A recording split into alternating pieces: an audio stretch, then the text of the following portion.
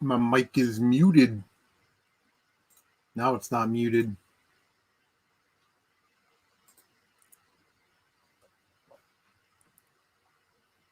That's a great thumbnail right there.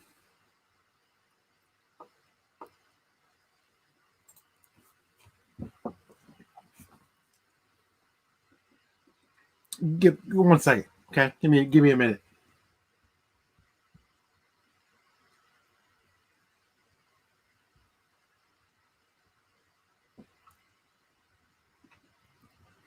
All right.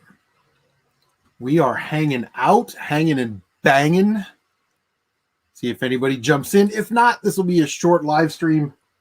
But, people want to jump in as a cat goes scampering away. Kylie, she's getting old, man. I don't know what we're going to do with her. I mean, I can go ahead and set her up with a spot in the backyard. You know what I'm saying? Retro Bro is here. What's up, bro? You want to jump in? No wieners tonight, buddy. I'll let you in. I'll let you in, buddy. But we can't have we can't have that, man. Why is that not posting? Yo, Kylie, what is your problem? The cat is going nuts back here. Shadow, what's up? Haven't been to this channel in a while. How you doing? Things are going good, man. Things are going good. And we're just kind of hanging out. You know, we played Legend of Zelda through Dungeon 7 earlier tonight. Had to take a quick break. I was kind of finishing up some Micro Machine stuff. I had some eBay orders to pack. But yeah. How are you? Oak City in the house. What's going on, man? He said, "Nah, I'm tired. Done watching Mortal Kombat. I haven't seen it yet. Be careful dropping that StreamYard open to invite." You learned the hard way. Yeah, I don't know how that guy got Eric's name or whatever. I don't know how he did that. But I remember one time we were doing a Google Hangout. I think it was like it might have been me and Tight White, and Brad from Chasing the Classics, Shad Juice, Woodbury, and might have been in there, and Kane. We just drop the link, come in, shit talk, whatever it was. And some dude, man, just kept coming back in and posting like dick pics and like big black dude cocks and all kinds of stuff. It was insane. But at least with StreamYard, there's that backstage area. So you can sort of, kick somebody out and then monitor or whatever. And then, not let them actually in to the live stream, which is good. So Shadow says he's good. Just started my PS1 collection. PS1 is a great console. In fact, I have been thinking about getting rid of, either via trade or selling, pretty much everything in my collection except for a Nintendo, Super Nintendo, N64, PS1, and PS2. Those are really the 5 consoles that I want to collect for. There's some crazy stuff going on with PS3 games lately. I don't know if you're watching PS3 prices, but Folklore, people are asking like $120 for that game. I swear, I saw that game all the time at GameStop for $8. Shadows of the Damned, I know I've sold that on PS3 and 360 in the past for like, $20, maybe $30.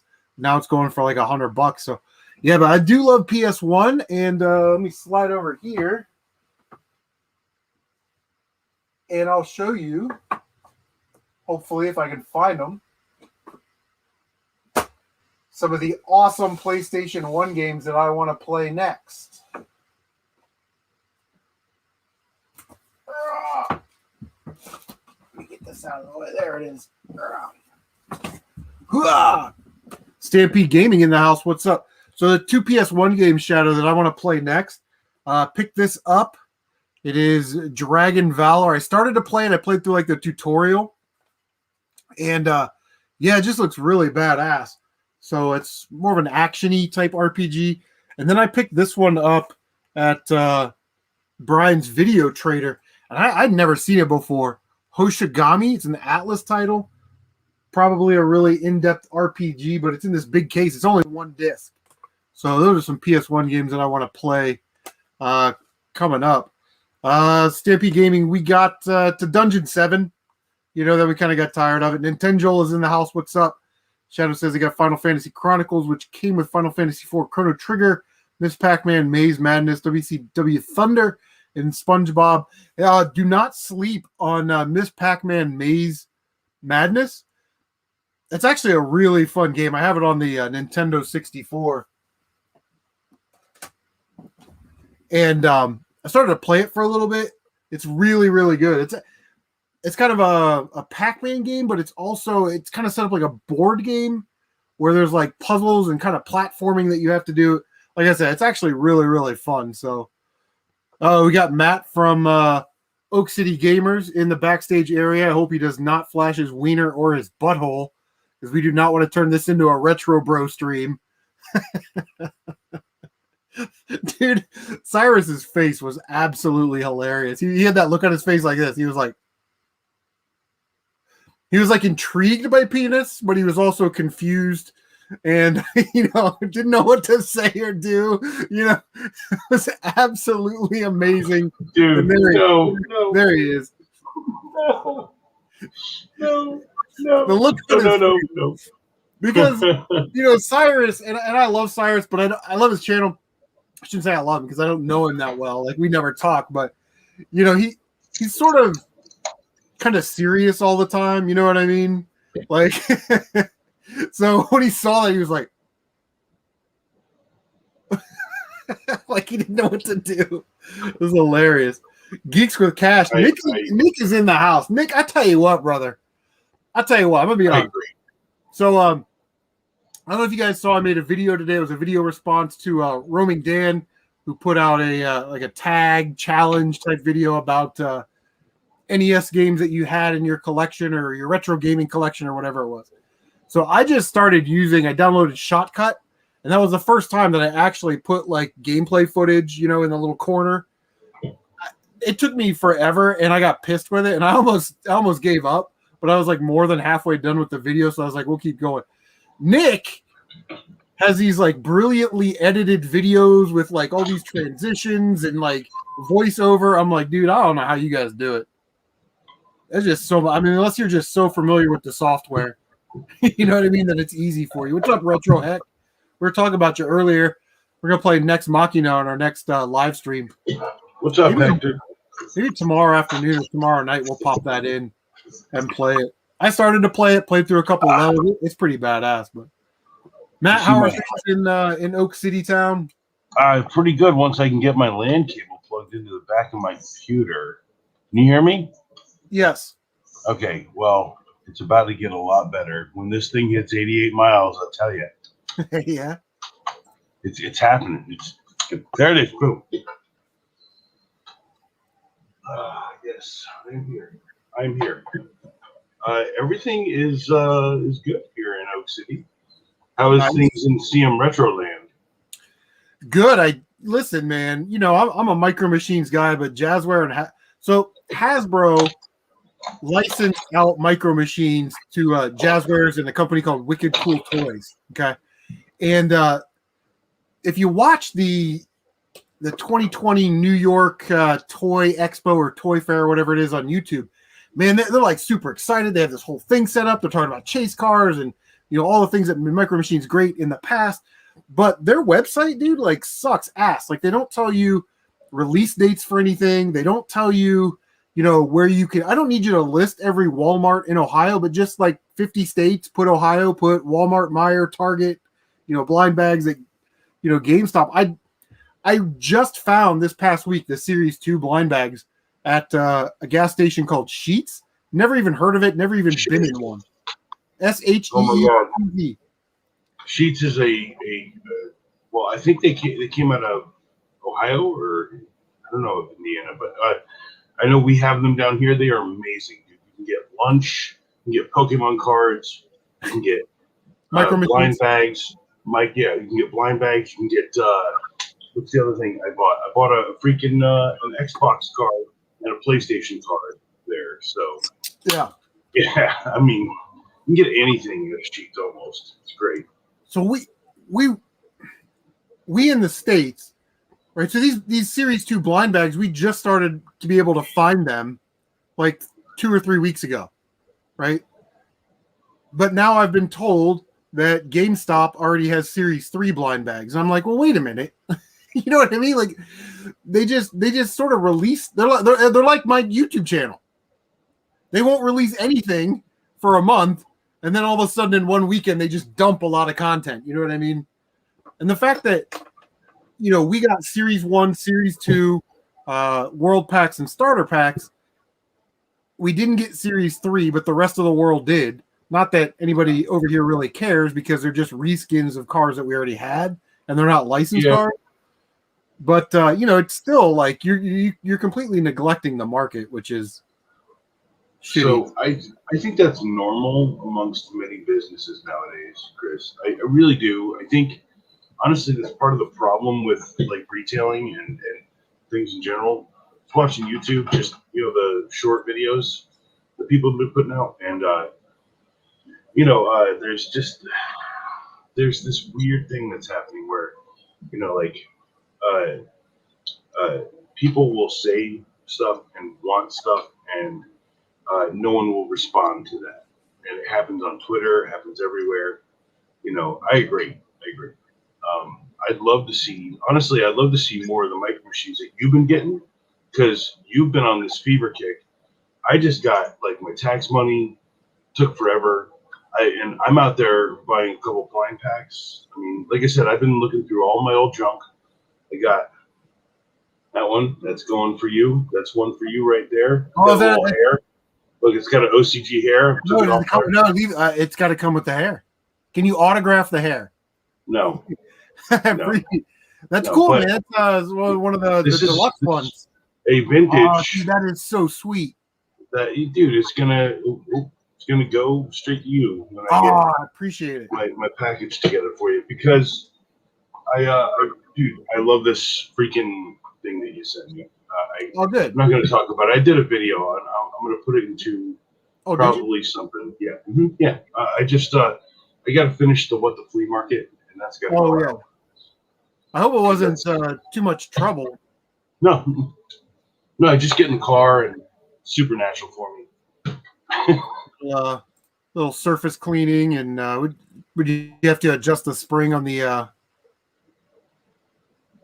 open button?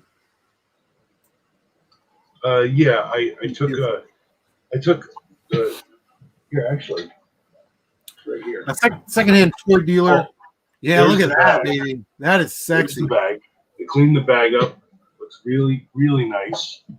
And then so the only thing I didn't clean that you sent me was a controller. I'll show people. It's cool. They don't think who's watching is gonna watch my show. No one here watches my show. Nintendo. I'm just kidding. Nintendo. Where's he? Why isn't he on video chat?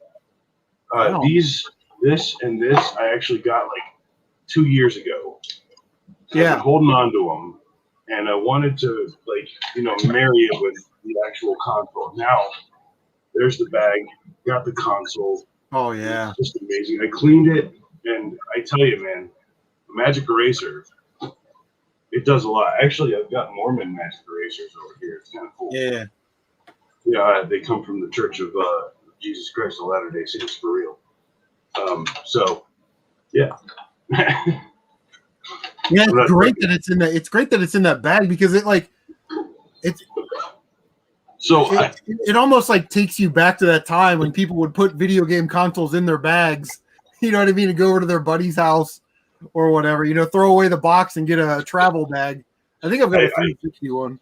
I actually been thinking about doing that very video because I've got a Switch bag and I've got a 360 bag and the only thing I don't have is a Wii bag. A Wii? Okay, well I'll keep an eye out for one. Yeah, I saw one. Man, I saw one. God, it was a dude. How do I add video chat? Man, it was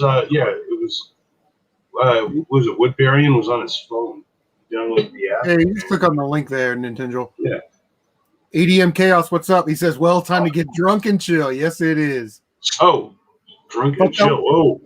With these Mikeys, these micro machines, man. Now I got to go to GameStop tomorrow. I called my hookup, and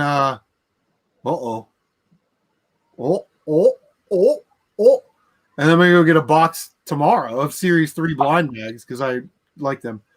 Secondhand toy dealer who also dabbles in the Micro Machine content, if you will. I know you like the Micro Machines. How do you feel about the Jada Nano Hollywood rides? If you guys don't know about these, they're basically Micro Machines, but they make them in like a Fast and Furious 3-pack, and you get three cars from Fast and Furious. They have Batman, 89 Batman. They have Jurassic Park. They've got Back to the Future, which I think comes with the 3 different versions of the DeLorean. Pixel Game Squad just dropped in, and those are some of my favorite guys in the world. Just really great, super awesome people. Thanks for showing up, guys. Pixel Game Squad. What's up, man? Really appreciate them showing up. Dang, wish I had time to watch and chill, but I'm about to head out. Hope you all have a great live stream. Thanks, Aaron. Let's see. Well, God, you guys are on the West Coast, so it's what, midnight? So it's like 9 o'clock. Isn't that crazy? Yeah. Mm-hmm. Yeah. That's about what my brother's about that time. Yeah. Looking at a watch that doesn't exist. Yes, secondhand toy deal. That is correct. They do have a G.I. Joe one, which comes with I want to say like the Snowcat. Is it a Hiss, a Cobra Hiss, and something else? But they're like they're little mini G.I. Joe rides, right? Like they're really cool. You keep talking. Sorry. I will. Yeah, they're really cool. They're not for me because I'm just Micro Machines guy. You know what I mean? I like the Micro Machine brand.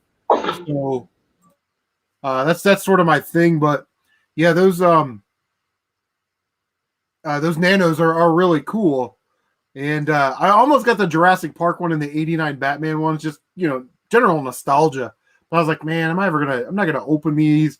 But I did, if you watch the last couple videos of Micro Machines, I did get a light box, and I'm waiting for a small turntable. So I'm going to actually do a little bit more Micro Machine, smaller diecast reviews, because in sorting all of my bags of Micro Machines, what's up, Retro Tony? Ever been too tall that you're considered tall? No, listen, I'm 6'1", so I'm not that tall. To begin with, I guess I'm like regular guy tall. What's up, Retro Tony? Yes, Micro Machines are cool. But anyway, like I was saying, before I get too much and forget, I bought a light box, and I'm getting a small motorized Lazy Susan. So we're gonna actually open some of those Micro Machine packs, and we're gonna sort of review them, and I'll can get in there with the light box, and you can see all the detail and everything.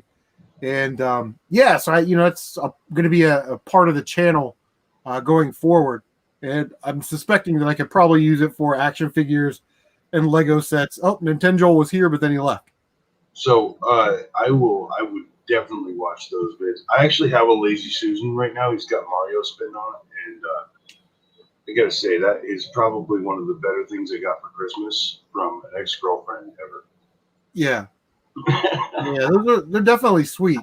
And I'm just this year I like trying to get some extra lights. There's a Hiss. I have one of the the Exo Force one. That's because I got the Exo Force. They got the Goodwill sticker on it. Yeah, it's got the $1 Goodwill sticker still my on God, you dog, you. Yeah, I know, right? Serious. So why do you think I haven't sold that? Yeah. Come on. Mine. The last one I got the last one I got was like $5, and it was missing parts and had a little chip in the back, and I sold it for good money. Mm-hmm. But I held on to that. I'm definitely. I've got like a box full of my ones from when I was a kid. Like I said, I've been looking through stuff, like just beyond that door, right? Yeah, is like everything I ever had as a child, like Micro Machines and like what's that freaking the Centurionauts or whatever Centurions where you can click all the stuff on the guy. I'm just missing the big guys. They're back there somewhere. See, that's what is that like a Jaguar, right? And I'm like, dude, that I'm looking through all this stuff and I'm noticing doubles and triples. Yeah. So I've got some coming for you, man. I appreciate it. I do like those deluxe. Yeah, I don't have that one. You told me I didn't have to send you nothing, and no. I know you don't. I don't, but I like sending out gifts. I like being Santa Claus. See, yeah. Those Centurions, I found a a bunch of those like in the box at a garage sale, and the lady wanted like $10 for all of it and a like beat up G.I. Joe Night Raven that didn't have any parts. And I'm like, yeah, I'll take it, sure. I didn't really know what they were. You know what I mean? Because I didn't have them when I was a kid, but they sat in my curio cabinet, and I was like, I kind of want to do the Lego thing, so I'm gonna sell these. I sold those fuckers for $300. Dang, man! Oh my god! Holy crap! Nintendo, you are in. I was gonna add you to the stream. Yeah. And then you left again. Do you hate me? Or are you still playing? Are you still trying to shoot bow and arrows? No, he's not trying to shoot bows. When you left, I convinced him to come here and drink small amounts of whiskey. Have an orange glass. Do you think anyone will have the stones to do a General Lee Nano ride or any diecast? Or do you think it's politically incorrect? Yeah, you're not going to get away with it now. Not going to happen. Nope. Like you could probably make a Dukes of Hazzard set, right? You could have like the General Lee and Daisy's Jeep and maybe Roscoe's police car or something, but you can't put a Confederate flag on anything. Yeah, I was about to say it's just not going to fly. Now, I don't even think they do a set.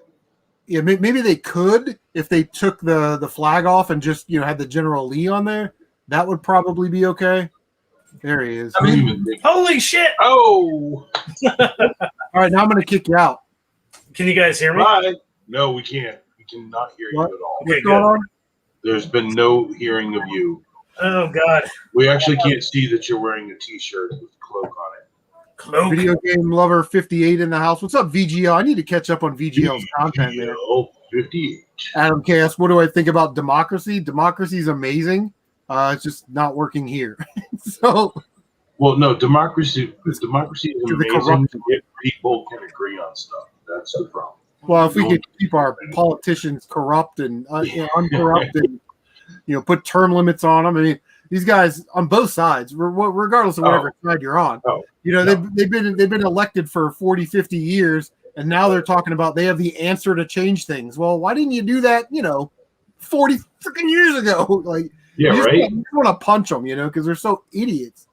How about? I know. No, like someone was saying, man, I remember when I was a kid, they taught us that everyone, eventually agreed on something. And I was like, nah, man, no one ever agreed on anything. The only reason any politics ever happened was because of money. And let's face it, money is amazing. Money, is good. Money is great. I could do the whole speech from Wall Street. Greed is CM Retro Gaming. Oh, you gonna send that to CM Retro? You should. I'm sending Look at that. Look at that. You see, I'm sending that. This Lamborghini, this black Lamborghini is worth a bit. Yeah, well, those are the deluxe ones. Here, I was just about to show you guys. Oh, that's hilarious. Oh, that's hilarious. No, I have a red one. So I traded all my micro machines today, except for the 25-ish that I kept, and a bunch of them are these deluxes that have the opening doors and shit. Yeah. So I just kept those, and I have one of these that you press down and the lights go on. I forget what brand this is. Oh my god. Yeah, that's actually a micro machine, and it's from the. I was just fiddling around with those today because I have some that I need to change the battery. Yeah, no, it was. Yeah, it was action and sound or something. Yeah, you press down on the top and it wee wee wee. Yeah, exactly. And I had a couple of those when I was a kid, and now that one doesn't work anymore. But I do have this guy right here. Yeah, it takes like a little 41 battery. This guy's super badass. There's one of the light up ones. Oh yeah, that's one of the ones I had as a kid. Totally. Oh, that's cool. That's badass. I have somewhere around here. It's in a box. I think is a. Whatchamacallit, regular Lamborghini. It's the DeLorean from Back to the Future. Yeah, I think that was actually Funrise 1989 Funrise micro action magnifier or micro action vehicles. Well, I don't know. It might. I don't know. It wasn't Micro Machines. I do remember that it was Micro Machines ripoff. Sorry. CM, are these Micro Machines? It's the Nano. You pull them back and they race, I think. Nano Racers. Nano Speed OR1. And it's got this super cool color. It's this weird, crazy gray. I don't know if you pull them. It doesn't feel like you pull them Hold on back. a second, wait. I'll look at my fancy Yeah, Google that shit. But yeah, fancy micro Googles. I kept that one because I've never seen that before.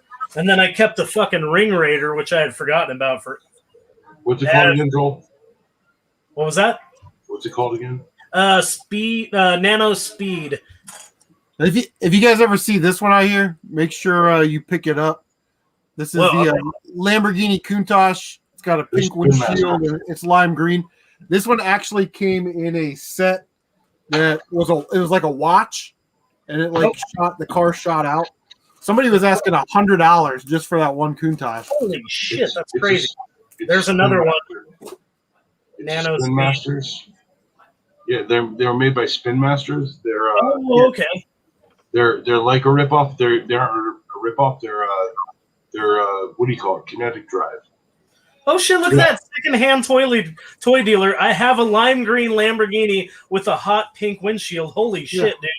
Yeah, I got two of them, and they're somebody was asking $100 for one, but I don't think they got it. I think probably 40 or 50's more reasonable. Here's another deluxe. Can't get the damn doors open. That guy right there. Pretty cool guy right there. And then I got a bunch of these. I traded most of them today. I kept the doubles, but these are the world's smallest from Matchbox. Yeah. Which are like fucking tiny. They're so damn small. Like, what the shit? I had, no joke, like 30 of those today, but I traded for some G.I. Joe stuff. And then I have one of these that opens up. They're insiders. Oh, okay. Oh, yeah. I remember hearing about that. There could be a little car that goes in there. They actually made those were really popular. So they made what's called triple insiders, and it was a car that opened up, and there was a car inside of it, and that car opened up, and there was a really tiny one. So it was basically a turducken. Yeah, it was the Russian doll. The car turducken. Okay, so this one right here, I gotta lift my glasses because I'm old. This one's a 1990. It does say Micro Machines, but it's a metal. It's a metal one. Oh, that's cool. The die-cast series. Yeah, it's a die-cast. It's really heavy. It's pretty cool. Here's another one I'm sending out to you, Chris. Oh, monster truck. I love the monster trucks, man. I love them. I know you do, man. I watch your videos. I know you like the monster trucks. I just got rid of 3 of the monster trucks, but I do have this guy. I love this guy. Yeah, turbo wheels. Yeah, my buddy down the street had quite a few of these, and I always loved them. So I had to keep one of those. And then this is from my childhood. This is literally, I've had this since I was probably 10. Yeah. Brian Trusty. Oh my gosh. Brian Trusty's here. Yeah. Okay, so this is what I was going to say. A secondhand toy dealer brought it up. There's a broken Lambo on eBay for $40. Those deluxe editions, there are people that will buy them broken because yours may be broken, but it has the right door, and they have one that needs a right door, and they're willing to pay a premium for it. So Adam ADM Chaos says, I really want that Hulk Hogan. Well, I mean, if you're in the Ohio area, I'm sure we can work something out. I'm about to mute out and go get a bin of just like the bottom of my box. I'll be right back. I like this guy right here. He's pretty cool. It's like red dude. Oh, yeah. Those are great. Super sweet. And I've got, actually, you know what? One of my favorites is this guy right here. He's in the bottom. Old school, trunk opens, doors open, hood opens, and like the trunk opens for another seat. This one is beyond cool and was the one that made me realize that I needed to keep these guys. Is that a Packard? I think it might be a Packard, but the back opens. Oh, nice. Hard to focus. The back opens and it's like another seat. Yeah, that's not a Packard. That's a Mercedes or a Dusseldorf. It's not a Royce, is it? I thought it was a Rolls Royce. It might be a Rolls Royce. Let me go on to the M2M Micro Machines Museum real quick. Yeah, I don't know what this one is, but it's definitely one of my favorites because the hood, it's like 2 little side flaps that open up. It's really hard to freaking focus. Chris. But, Joel. Yeah. Oh shit, Talking about Centurions. dude! Yeah. I was screaming at the screen. I couldn't hook up, and you guys were like Centurions, Centrans. No, like Centurions, damn it, Centurions. I had So- the green guy. Okay, so that car, Joel, is a Dusselberg. It's called the Ducey Deluxe. How did you find that so quick? They made a transparent one, a red one with a white top, a silver one with a black top, and a gold sort of radiator hood thing, and then a white one with a black top with red seats. I said it was a Dusselberg. Yeah, there's a website here. I'll drop the link. It's actually That'd be great. It's it's basically the Micro Machine Museum. So it's like yojo.com, but for micro machines. If anyone in the chat knows what this goes to, That is. don't tell him, Joel. Let him freaking ask or answer. Damn, I thought that was a Destro thing from G.I. Joe, but I don't think it is. It sure has the black and gold like Destro. Oh, man, that almost looks Batman. Oh my God, dude. Suck it there, Joel. That's what it is. It's one of the Batman toys. I think it's. Oh yeah. I think my buddy had that one. No, It looks 1990. Yeah. It is made. Oh, look at him. He's sad. Aw. I gotta buy a replacement for his legs. Is that Tomax or Zaymot? Dude, man, I don't know. I can't ever tell these guys apart, right? Come on, man, you don't know the I difference. can't ever tell these guys apart. Look, Okay, here. so this is my original deluxe. Look at this guy. I've had this deluxe since I was a kid. Oh, Globulus. Yeah, he's cool. Yeah, Globulus. Yeah, he had the big green tail. Yeah, I like the G.I. Joe movie with the Cobra Law. A lot of people didn't like that because it wasn't like canon with the. Whatever. But no, it was cool. This guy's cool. This one doesn't open. It's just like an old school, like almost Model T-ish looking. Damn, it's hard to focus. It looks like a Model T. It's almost Model T-ish, but no top on it. It's super freaking cool. Nothing opens on it, but I've never seen this one before, so I kept that one. Really cool. And then the old construction that never stays up. Here's one from the bin. I'll put it in your stuff here, CM. Oh, thanks. Those construction vehicles, those are actually kind of hard to find that aren't broken because those shovels and the plows and stuff always get broken off. They always had like little pipes and stuff on the top, like exhaust pipes. I just got rid of most of them. Yeah. I kept the two doubles, so I have the dump truck too. Oh yeah, I love that orange dump truck. I got one of those. I do too. There was two of them, and I was like, yeah, I got to keep that. And then one of the deluxe ones. This one's fucking cool. This one's got the wing doors, and it's kind of old school. Looks kind of like a Porsche, but I don't. It's a Mercedes. Oh, Mercedes? Yeah, okay, that makes sense. It's a silver bullet. By the way, nothing but crotch. Oh, there you go. There's our dick pics for tonight. There's your crotch right there. You got some crotch. Ring Raider. By the way, there's a mutagen man arm too. Guess I had two Ring Raiders.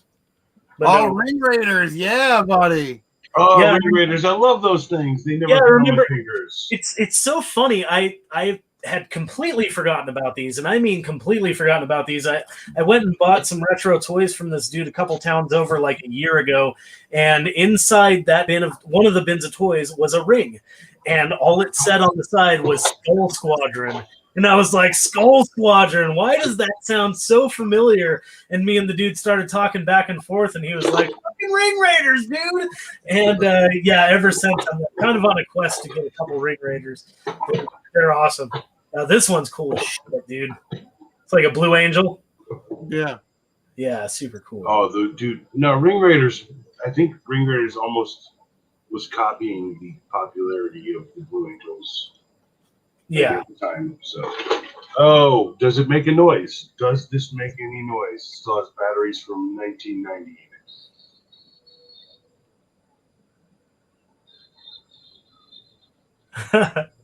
It kind of does. Oh my God. What is that? It's from Wolverine. Hey, Bob, I gotta take it apart and see if the battery works in it. That's really badass. Yeah. Oh shit! I do have another deluxe. Oh, it's the same. Oh no, it's not the same as the other one. check this one out. You can still find that stuff out there. I actually. Do you need this, CM? If anybody has any This is broken. truck beds, because that top should come off, that orange piece. If that's a micro machine, that orange piece should pop off. Me or him? You, Matt. You. Yeah, that looks like a micro machine back end. It says okay. It literally says Race Team Micro Machines. Yes. Oh yeah, pretty sure. And I'm going through the boxes now, so it might take a little while. I got a bag of can- semis that just have the box and the cabs. I got an icy root beer that's one, badass. a big bananas one. I just need I got this semi that lifts up. Yeah, I like yeah. those guys. They're pretty cool. Here's one I'll send you too. I don't know what the heck that is, but these are all micro machines. I was such a freaking snob for these little cars. yeah. Like, the only reason I bought those Back to the Future ones were Back to the Future. Like straight up. That's my favorite movie trilogy of all time. Here's one you can't have, Chris. Ooh, That's the Porsche. ooh. A mail away gold. What do you think that is? Woo, woo. I got another deluxe here. Yeah, the deluxe are great. I love the deluxe I do too, man. I'm all about the and deluxe. the monster trucks and Oh yeah, here's one. Check this out. So here's another one with a seat that folds up, but it's a black one and it's got a hood. This one's shit.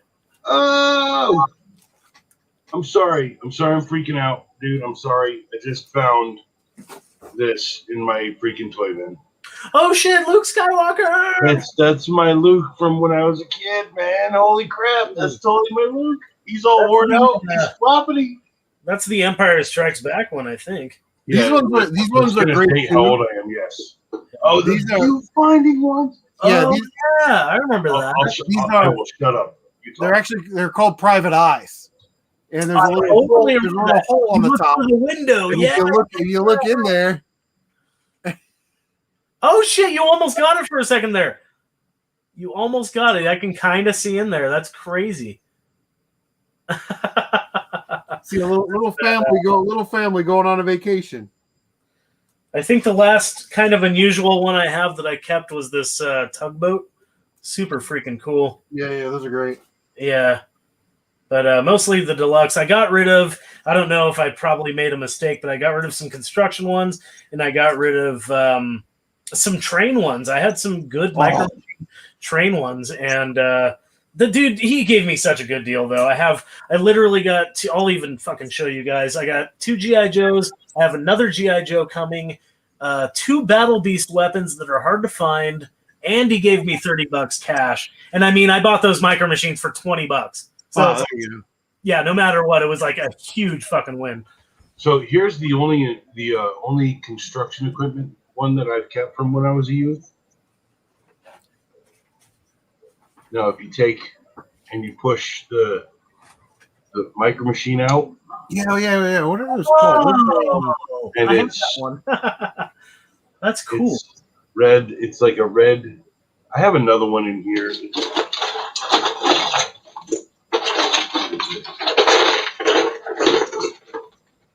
Oh crap! That's some more crotch. There's some more crotch. If you can identify this crotch from this GI Joe, you are better than I. Hey, Matt, let me see that one again where the car popped out of the bottom. Is that from the Highway Warriors?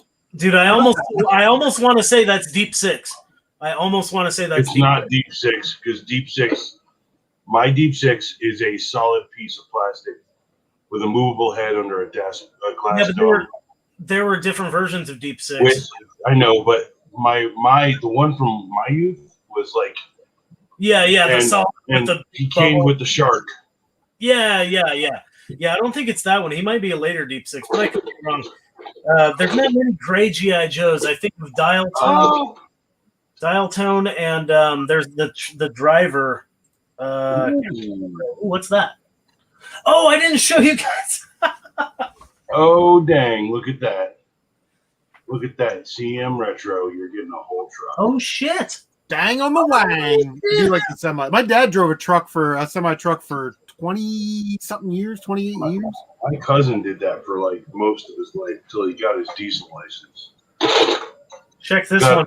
God rest his soul. Check this one out. We're rolling out diners, drive-ins, and dives.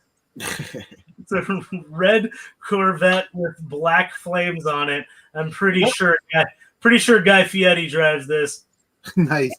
Well, It's that's what's in these boxes right here. Micro Machine play sets. Oh, nice. So Micro Machine play sets in that box, and then this box is Legions of Power. Here's a train car. Nice. Yeah, those train cars are great. I've got a couple sets of those. I've got like Yeah, I just got rid of mine. I had the Maersk yellow ones. There you go. Check this out. Fucking I don't know where the wings are, but this thing will go for serious freaking cash. Oh, wow. That's a lot of train parts, dude. Yeah. The tracks are in a different bag. I haven't even gotten through these to sort of separate them and put them. So, Chris, you were talking about broken toys. Yeah. Red Ninja. This is going to go for serious bank right now, I think. Yeah. You know who that is. People. Yeah, Starscream. Yeah. Yeah. Good old Starscream. I got a giant Starscream. Screaming at the stars. I have a Nerf Starscream. It's from an episode. Not joking. Chaos, we're just BSing talking about old toys, buddy. There you go. Look at that. Construction equipment. Oh, there you go. Oh, I just had that one. I traded it to the dude, but it was the carriage on top was black. Everything was orange and black. Well, I tell you what, if you want to feel jealous about someone who owns this, you feel jealous about Chris because it's going to his pile. You're too nice. There's my micro machines. Oh!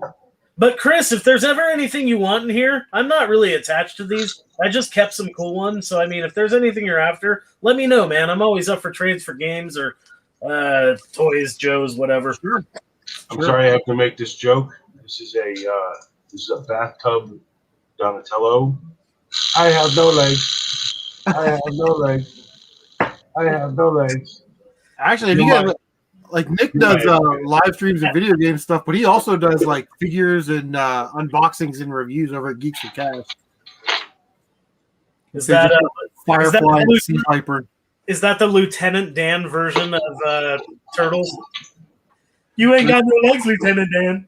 Lieutenant Dan. You ain't got no legs. The hound. You ain't got no legs, Lieutenant Dan. Man, there's just look. Oh, dang! Look, there's vodka in here. What do you think's looking? There's someone out there looking for this thing. Probably. You know what this is? I do. That goes to Optimus Prime. That goes in his back, his trailer. It's the six-wheel vehicle. You press the button and it shoots out. Yeah, for sure. That's badass. You know somebody. Yeah, I was about to say, you can tell what this is. This Holy is shit. It's a fucking caveman Leonardo. He came with a giant triceratops. He's around here somewhere. Fucking angel dust Leonardo. It's Florida man Leonardo. Jump. Oh shit, more Batman stuff. It has guns on it. Come on, people want to buy this broken crap because they're looking at it. Dude, someone has this gun, but good, and the other gun, and that's it.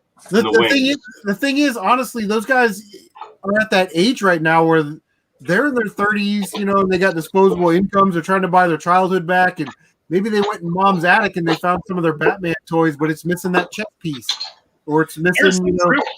There's a group for that. There's a group for missing pieces, and there's a group for video games missing pieces as well. Here's another ass shot. There's Lino. Nice. Show you a little bit of arm. Greatest athlete of the 80s. A little bit of arm there. Huh? Is it ascot or ascot? Oh! I got some leg. Ass shot sounds like a really bad Autobot. Ass shot is a terrible Autobot. His head pops out from his asshole. Okay, Nintendo, tell me what this is from. Hold it up closer. Let's see. It's got a little thing, little action. Ooh, you got me on that one. I don't know. I'm not sure. I'll give you a hint. Toy Biz Marvel. Oh, that's not Doctor Doom's, is it? Nope. I don't know then. Cable. Oh, dude, I just saw one of those for sale recently and was super fucking jealous because somebody picked it up right away. Ugh, that's pretty badass. Cable. Yes, ADM Chaos. That's a gun. Thank you. I appreciate that 100%. He's not wrong. No, hold on, wait. I got a gun. Another gun. Here's a gun. That's a gun. All right, if we're just that gun right there. Oh, I know what that is. That is okay. Don't say anything. It's Snake Eyes version 3. No, it's not. It's Night Creeper. I was about to say you're wrong about that. Yeah, Night Creeper. So Night Creeper was my favorite freaking G.I. Joe from back in the day. Ninja Squad. The Ninja Squad. Check this out. He totally blended in bright green and black. Check this out. Oh, dude, wait. Does this go on that thing's head? No, this is Biker Mice from Mars. Never mind. Yeah, check this out. It's a Mighty Max, and the head like folds up into a play set. Oh, that's cool. Got this little figure. Super badass. And then like his chest opens up, and there's a little like snake play set in there. That bursts outside of his chest like what's fucking crazy is when that guy was trading with me today, I ran across this literally today, and then my buddy Kyle messaged me and he was like, check this out, and it was a picture of all his Mighty Max shit from when he was a kid he found in his mom's attic today, and it was just the weirdest coincidence. Nice. I picked up some Mighty Max at a garage sale. They were complete. Got 3 little pocket sets. I've already sold 2 of them. So that's vintage. One left. Yeah, that's a Masters of the Universe sword. Well, go look this thing up. Which that's to He-Man, but it's a different version. No, it's not the He-Man. It is a Skeletor sword. Oh, Skeletor! Skeletor! Furry face. Wait, what is it? We got a bunch of that He-Man junk in here. Furry face break dance. Take off your furry pants. Yeah, what was that character? Was that Modular or something? Yeah, Modular or something. So look, this is like Iron Man's arm pad or shoulder pad. I mean, for real, like I have so many weird little parts. I remember where most of them. I don't know if you guys saw the episode, but I picked up a box of action figures at a garage sale. Dino Riders. And those modular pieces, I just bundled them up, sold them for like $25. Oh, nice. Like, hell yeah. I don't know what this guy is. Check this guy out. I have no idea what the fuck this guy is. Some random robot. I have no clue either. I even know toys. That's the worst part. I used to sell this crap all the time. He's not marked at all. Yeah. I wish I had better stuff. Well, and I mean, let's be honest. Like, even if you're into it, that's cool. Like, if that's your thing. But if you're video game hunting, you're pissing into the wind. You're fighting an uphill battle. You have got to find other things to source, like old toys. Even DVDs and V8. People are getting clued in on that. So old. Yeah, the rare DVDs thing is pretty crazy. Yeah, old toys is a great thing to buy and sell if you want to supplement your video game stuff. So, yeah, I do the toy thing and Legos. I buy video game toys. Yeah, Legos are great. Legos and toys. Legos and video games are my thing. Here we got some Dungeons and Dragons. Oh, those are awesome. Aren't those great? I actually remember found these in 2 different places too. These weren't all in the same lot. One of these frog guys was from a different pickup, but yeah, they're pretty cool. They're from 1983. Yeah, so 3 I want to say. Guys, 82. Damn. I've noticed a lot of people around my age group and my brother's age group who is older than me are kind of dying right now. So you get out there, you put your eyeballs on, you go, that is something looks interesting. You look on the back of it, you look on its button, it says 1983, you buy it. And then you flip it, and then you buy something you like. Like, I'm going to send this to CM Retro. This is somewhere in between a Micro Machines. Oh, I love that guy. And not. The mini cons. I'm showing you your very own personal robot. Yes, robot. Those are official Transformers. Those are mini cons. Yeah. I remember getting those in the early 90s. Joel, anybody know what these are? Joel, I have a box of these things out in the back there. Oh, dude, I would trade them. I actually sold those. Those are Fisher Price. They're from about 1985. And they're little caveman guys, obviously. Yeah, I was about to say, but I'd like to know more about what they actually are. Let me look on my sales history. See if I can look at my sales history. Oh, it's Play School. This one's Play School, and it's 87. Play School, yeah. Yeah, I don't know what this guy is, but he was in a lot. I always get lots of toys, and like these. I have these metal Transformers. Guys, we got a great question here in the chat from Secondhand Toy Dealer. Do you think collecting sealed VHS movies will be a thing? Yes, I will. You know why? Because sealed anything is apparently a thing right now. Yeah. How long it'll be a thing? That's really a question. I tell you what, I've got plenty of sealed crap back here. No one's clamoring for Just Dance sealed. Okay, just saying. Not yet. Not yet. Well, okay. So Joel, we gotta get it graded. Those are from a series called Definitely Dinosaur. I sold two of them like a couple months ago. I found them at Goodwill for 99 cents. So, and then I sold them, I think, for about 10 or 15 bucks.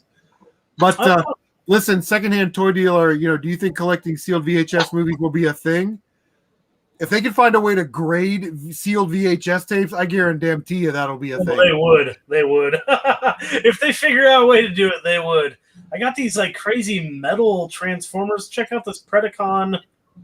He's a die-cast little just like Transformers figurine. I have a few of them, and then I have this crazy Apocalypse one.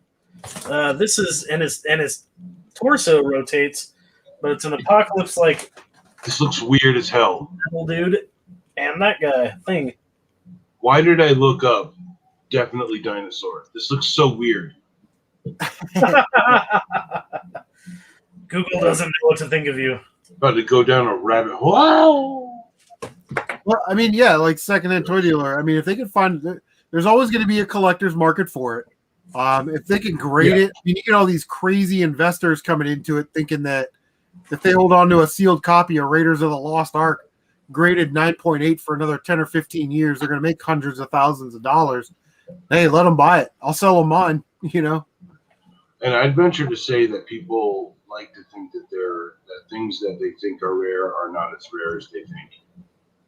Yeah, but sometimes things that you think aren't rare are fucking rare, and it blows your goddamn mind. Look at Madden 14. You mean NCAA 14, Madden 14? Oh yeah, right. You're right. Plowed forward through like a giant bus through your life, Joel. No, and for the record, Secondhand Toy Dealer, if you are indeed a secondhand toy dealer, if you see the market get hot for your VHS stuff that's sealed, freaking jump on it, man. Yeah. Dude, I sold a bunch of Wii stuff. I sold a bunch of my stuff when the pandemic hit, when things were really high prices. It's the only reason I survived. Like, my whole family survived through the pandemic. So, and this coming from a guy who makes his money independently, like many people out there. I just don't do it by flipping thrift store junk anymore, really. I do occasionally just to, save up money, buy consoles. Yeah. Yeah. You got to hustle, man, if you're going to go out there. And, that's why I always say Lego. Lego is it's like a little plastic money. Agreed. Yeah, Lego is basically gold because it doesn't devalue. And especially sealed sets, I mean, they just go up because they're gonna go out of print. It's the same thing as, I collect, rare video games, and I collect rare metal as well, CDs and vinyl and stuff. And it's like, once they're out of print, they're fucking out of print. I was just looking at my Esok Trillium CDs. this band from France. I have all of them. I have the last one coming here. I just ordered it, and they're like limited to 200 to 300 copies each worldwide. And it's like, man, you really think you're going to be able to find that again for a decent price? You gotta fucking jump on that shit. You gotta jump on that shit. And Lego too. If you see sets of Legos for a good price, you have to jump on it. Don't even think about it. Yeah, and, you know what I've found, especially with Lego, because the Lego universe is so big, right? City sets, Star Wars, Harry Potter, like it's so big. Like, get to know somebody that's sort of in the know, that kind of knows what they're talking about. Like Jim over at Brick Bucks. People ask him all the time, how much did you make last year selling Legos? How much could you possibly make? You didn't make that much money selling Legos. Well, he finally broke down and published his Amazon sales results for last year. Take a guess, anybody? Oh, I'm sure it was ridiculous. $263,000. What the fuck? In Lego. Yeah, I have so Apparently much life's not tough. I have so much upstairs. I don't know where to start. I have so many figures. It's insane to go through. I need help with it. It's fucking too much. So really, what I try and do, unless I'm buying like a sealed set, like the ATST Raider set 75254 from the Mandalorian with the Cara Dune minifigure, that's a great set for a lot of reasons, not just the Cara Dune, but you want to kind of look into those. But when you're at a garage sale, it's like a 30-pound box of Legos, and they want $150 for, or $100 for it. Buy it, because I strip the Legos out or the minifigures out, and the minifigures. You're gonna be left. Yeah, you're gonna be left with, maybe 25 pounds worth of bulk Lego, which then you sell for $5 or $6 a pound. So that's 125, kind of 130. That's not where your money's made, though. Matt's right. Your money is made on those figures. You lot them up into groups of 100, like city workers, police guys, fire guys, little office workers. Put them up on eBay for $200. So 100 Lego minifigures, $200. Agreed. Hey, if you see like little freaking, this one's a Call of Duty one, but if you see Halo ones, there are guys out there building their collections right now. Oh yeah, I've sold Halo. They're building their armies. I've sold two lots of Halo dudes that I got super fucking cheap.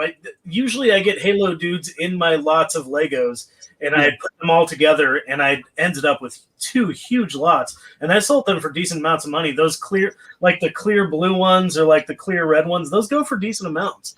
Oh, yeah.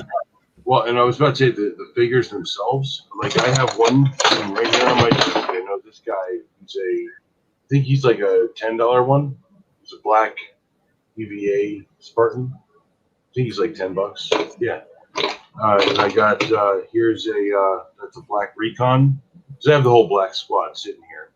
But like I have a limited edition Warthog, all black, the first black Spartan they ever put out. I'm saying that thing goes for, I think, like $200, or when I bought it was $100. So I'm not gonna look it up. I'm just looking at the chat. ADM Chaos, you take it easy, man. Yeah, have fun in class, buddy. Learn something. Hey, get yourself some class. Learn something, would you? Next time you come back, you have to tell us what you learned in class tonight. All right, that's your. Yeah, there's definitely value in. This is an inappropriate shirt. Sorry, but this is very. Boombox. No, it's the placement of the tweeters. There you go. Right on the nips. They look like googly-eyed nips. Can you rub them in opposite directions for me? No. Can you moan? Can you give me some bedroom eyes? I can pretend like. Oh my God! Oh man, I'm so turned on. I know, right? You look like you're about to put the lotion on the skin, like Buffalo Bill. Can't tell if you were excited or shitting. I'm about to rip this chunk of my nose out right now. I'm not. Yeah, see, that's what I'm talking about. Picked up a 45-pound tub of Legos at garage sale for $40. Sold the minifigures first, and after keeping what I wanted, I sold the rest for $200. Oh, yeah, that's what it's all about, man. That's where it's at. It's a good bit. I've done some crazy pickups. I did I think one of my best Lego pickups ever was in Lebanon, up north from me. It was, 3 hours north of where I live now, and this lady met me from Craigslist, and she had a $30 bin of Legos, And when I actually met her, it was all Blacktron, Space Police, like with instructions. Like it was insane. I sold the whole lot for like $250, and then got some other stuff with it too, and kept some Legos. It was absolutely insane. Dude, look up a Blacktron, like one of those 3-panel curved dome piece things. Oh my god. Oh yeah. Oh my god. I had the Blacktron base as a kid. I got that as a. I love that stuff. That set is one of my favorite sets of all time. I got that as a kid for Christmas, and the other set that I got that was really crazy for Christmas was Black Seas Barracuda, which was, God, that thing is worth a lot. Yeah, I was an '80s baby, so we had the space sets, with the base plates with the little craters on them. Yep, those are my favorites, man. Yeah, great stuff. Yeah, I had an old set that was just like blue and white and had like a lifting front area and a couple little vehicles. Can't remember what it was called, but dude, I love those old space sets. That was my jam. It was either space or castle, and then when they introduced pirates, I was pretty into pirates for a while. Yeah. But yeah, it was space. And then the one thing I never got, but I thought they were so badass, and now they're out of my price range, are those Hobbit and Lord of the Rings sets. Oh man, those are so cool. I agree. I have the Hobbiton one, the Hobbit hole one. Yeah, such a good set, dude. Here's a Lucius Malfoy. I found him in this box of stuff. Nice, dude. This is worth at least $10. Nice. Well, probably five or 10. Is that a Harry Potter? What character is that from? Harry Potter. It's Lucius Malfoy. It's a Harry Potter. About 2000, I want to say 1. They switched from the yellow faces to the more fleshy tones for different characters. Yeah. So some of those ones are like Star Wars. They're pretty valuable. Well, no, I've got an original Harry Potter in my box of here. Actually, I got it right here. This is literally a box of gold here. Yeah. Except for the fire packet. How did that get in there? Was that a Taco Bell fire packet? Yeah, man. I was freaking hungry at some point. Look at that. There's freaking Darth Vader. That's an old Darth Vader too. That's not like a newer one. See, that's buy Star Wars sets back. There's my minifigure stuff. Unsorted. That's what this stuff looks like. It's fucking ridiculous. Look at that guy. I have them in gallon bags, and it's like a gallon bag of torsos, a gallon bag full of legs. Space Police? Nice. What is that? I mean, he's got that face. That face isn't original to that. That's actually not. That's in between era of space, before the original space, and then before when they started doing like Blacktron and Train Driver. Anna. What was the future one? Future. Blacktron? Here. Blacktron. Yeah, there you go. With blue hands. Yeah, I know, man. The calm thing. We used to take and mix and match. That's from we used to mix and match. We used to make like different squads and stuff. Come on. I used to make Street Fighter characters out of my legs. There's what's his name? Lucius' son. That's Draco Malfoy. Draco, yeah. Here's Road Rash. It doesn't work. It's got a hair on it. You should send that to John Riggs so he can do open cart surgery. Oh my God! Is it worth it? I don't think Road Rash on GB Color is worth sending to him, but yeah, I could probably. Lego Ice Planet. These days, I wouldn't be surprised if that's a $70 game. Yeah, right. Complete and block. A bunch of crap in here. That's a freaking Scout Trooper. Yeah, right there on a bike, the speeder. Yeah.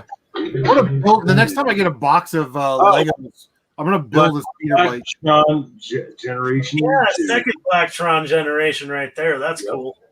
Yeah, that's badass. No, this has so many retro pieces in it. It's not funny. Yeah, that's all good stuff, man. And hot sauce. Yeah. Bring the fire. Oh, I got the fire. It says on the count of three. On the count of three.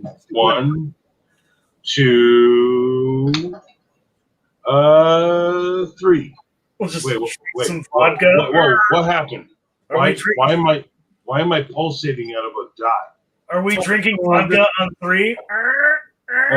Well, I have to go get drink. If I actually, I should probably take a small break with you guys talk, and I'll just watch, and I'll be right back. Yes, I will return momentarily. I need to remove the scotch from my system and get more scotch to put in.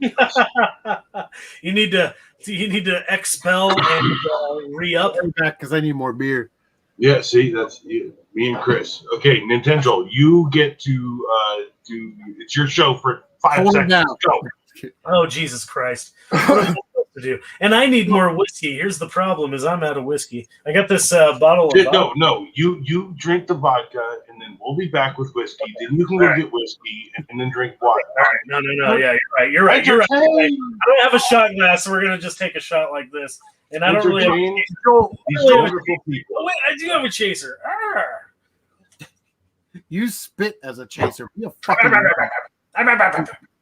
So do you like actually invest in Lego? Like go to the store and buy certain sets to hold, or do you just sort of dabble in that, but just buy boxes of bulk?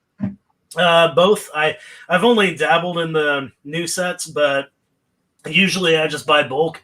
Around here in Southern Oregon, nobody seems to really have the eye for Legos, so I kind of swoop in. I have literally buckets and buckets, bins and bins and bins upstairs, and yeah, the new sets I did for a little while. I got probably like 20 new sets, and then I flipped probably about half of them.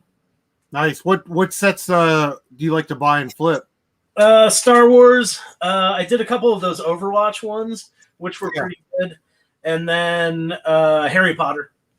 Harry Potter, yeah. Those are always, Star Wars is like its own thing within the Lego universe. You know, it's like an extra because they're just so much. The thing is Lego picking up Star Wars back in the day in the 90s was like the smartest decision they could have ever done. It was basically printing money. I mean, what kid didn't want to build an X-Wing with their Legos, you know? Right. And they're really doing, they're smart. And if they're really smart, they're going to keep doing that because they've got Harry Potter, they've got Marvel, they've got Minecraft, they've got Mario. And so what I want to see next is like, you know, some Zelda, some actual like dungeons. I hated those Mario sets because I wanted a Mario minifigure, not like a miniaturized Brickheads build of a mini. You know what I mean? Like same. I didn't really like them. I mean, I do like them, but it's not what I expected and not what I wanted. I would have preferred the same minifigure size like you would have. But they are cool. No, but what I really want to see is like a Legend of Zelda set that has the regular minifigure size and like maybe dungeons, and then you can put them together modularly. Yeah. And we thought that would be really fucking cool. And even when I was a kid, I used to build like buildings from Final Fantasy and Dragon Warrior. Nice. Yeah, but I mean, they can expand anywhere they want. Any damn franchise, they could make WWE figures. Yeah, they're like Disney Plus in the regard that they're just buying up. You know, we'll buy Star Wars, we'll buy Marvel, we'll buy this, you know what I mean? And then all of a sudden they own everything. Like Lego could absolutely do that. I guess when we talk to other people about investing, you know, it's like, well, where are you at financially? Because that makes a difference in how much you can invest in Lego. You know, there's a Harry Potter castle out right now that comes with like 10 minifigures, but it's $100. And I'm like, well, if your budget for the month is $100, then you get that one set. That's it for the month, right? Yeah. I like the Star Wars battle packs just because of their track record, right? They're battle packs do well. But none of them are going to be $1,000 sets, right? You're going to buy them for 15 and, you know, maybe sell them for 70 to 90 down the road, which is still great profit margin. And you can buy a bunch of them. And then the licensed speed champions, you know, the Audis and the Porsches, because typically they'll come with a minifigure that has a print of the Audi logo or the Porsche logo, and you're only going to get those prints in those sets, you know. But see, I'm not aware of those sets. I haven't really looked into those at all. Those are like $20 sets, you know. Are you talking about the cars that are like this big? Yeah, they're a little bit bigger. Yeah. Okay. I've seen a couple of those, but I haven't bought any yet. I haven't bought Legos for a while. because of the game thing, and also this has been the year of me catching up on buying music that I've needed for years. So toys have kind of taken a backseat, except for the GI Joes. Yeah. But no, right now I'm trying to sell some stuff. I got a bunch of really cool sets. I have a bunch of those. Do you remember the Mars? Was it Mars mission or Return to Mars or Yeah. whatever? They were the white sets with the like orange highlights. I have the big set to that, and I have like a bunch of the little sets to that are complete, no instructions. But I'm looking to get rid of those at some point, and those are worth a lot. They're really hard to find. Yeah. Jim's saying invest in stocks, which is not a bad option if you're sort of skilled and know what you're doing in stocks. But really, there's a lot of data that shows that, Lego is actually a little bit better in stock over the long run when you're talking about return on investments and things like that. If you know what you're buying, again, I guess it's the same with stocks. Yeah, that'd be great to just go out and buy $1,000 worth of stocks and magically it's, 5 times its money tomorrow. But in reality, a $20 Lego set will be worth 5 times in 3 or 4 years after it retires, Yeah, I agree. Investing in stocks is very smart. I have some friends that do it for sure, and I've always wanted to get into it. But in the meantime, Legos and games, especially games right now, are fucking crazy. But Legos, I mean, they do not lose value.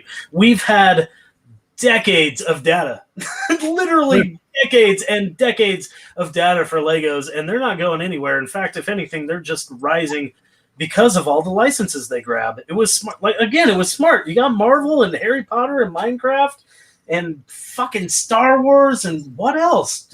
They got the ones for girls that are actually popular. Lego Friends. Yeah, Lego Friends. Those, with like Brave and Little Mermaid, but they also have DC. Oh, DC, and they got the Chima thing. I know Chima's not like another. Their IPs, Lego's original IPs like Ninjago, Chima, and then now there's like Monkey Kid, which Kid Monkey or Monkey Kid, Monkey King. Yeah, they look like great sets, but they look fun.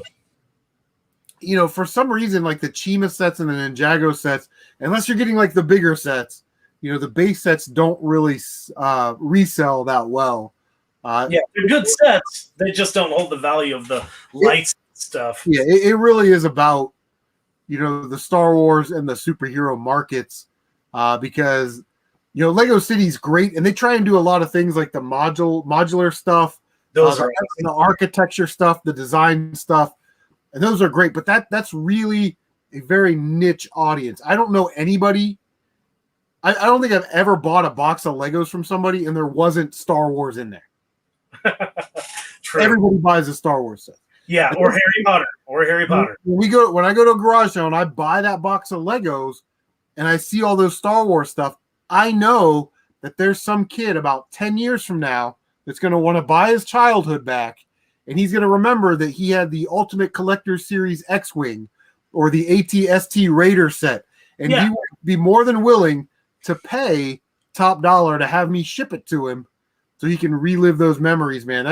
That's just that's the nature of the beast, especially when you resell. You're trying to stick right into that nostalgia bubble, Yeah, it's true. And nostalgias slip and they start going away. I'm sure there's not many people out there looking for the 50s and 60s Lego sets. Maybe there are, but they're not going to be as much as the damn Star Wars sets. Those are always going to be absolute gold. I mean, again, it's the Atari conundrum, right? Video game collecting got hot about 10 years ago, but people that loved Atari, they already had it all. Yeah. So Atari prices didn't really go up that much, except for the rare stuff. It's sort of the same thing with Legos. If you started, loving Legos in the 60s and 70s, by the 90s and early 2000s, when you were right in that sweet spot, that age group, you probably have most of it back. So not that they're not cool, because they are, but it's just a harder market to sell to. Right. Well, you tend to buy what you're nostalgic for, and you start to what seems to happen is people start to collect the stuff that they're nostalgic for in their late 20s, their 30s. And so right now we're entering that era where people are like, just like GameCube right now. GameCube's a great example. People that grew up with GameCube right now are looking to get Twilight Princess and Paper Mario, and that's why those are so damn expensive. And then right now, all those people are looking for those Star Wars sets, those original Star Wars sets, and those Harry Potter ones, the ones that first came out. Those right now are retro. I got a couple of those actually. Yes, there were Legos in the 50s. Actually, oh yeah, there were Legos way before the 50s. The first binding bricks, the automatic binding bricks, way predate Lego. So, and Lego just made it popular and good. By the way, speaking of which, I was talking about it. Ooh, I have one of these. Ooh, that's this is if you have it sealed, it's a $600 set. damn. I paid $100 for. Yeah. You're talking about investment grade Lego. So I bought 4 of these when they came out, and I sold them just at the start of the pandemic, and I made $600 each on 3 of these. Spaces, space sets. Well, this thing is huge. It's the size of the box inside here. It's all made. Yeah. I mean, I went to a garage sale last year, and as I'm walking up, I see the box for the Lego Saturn V rocket. Oh shit!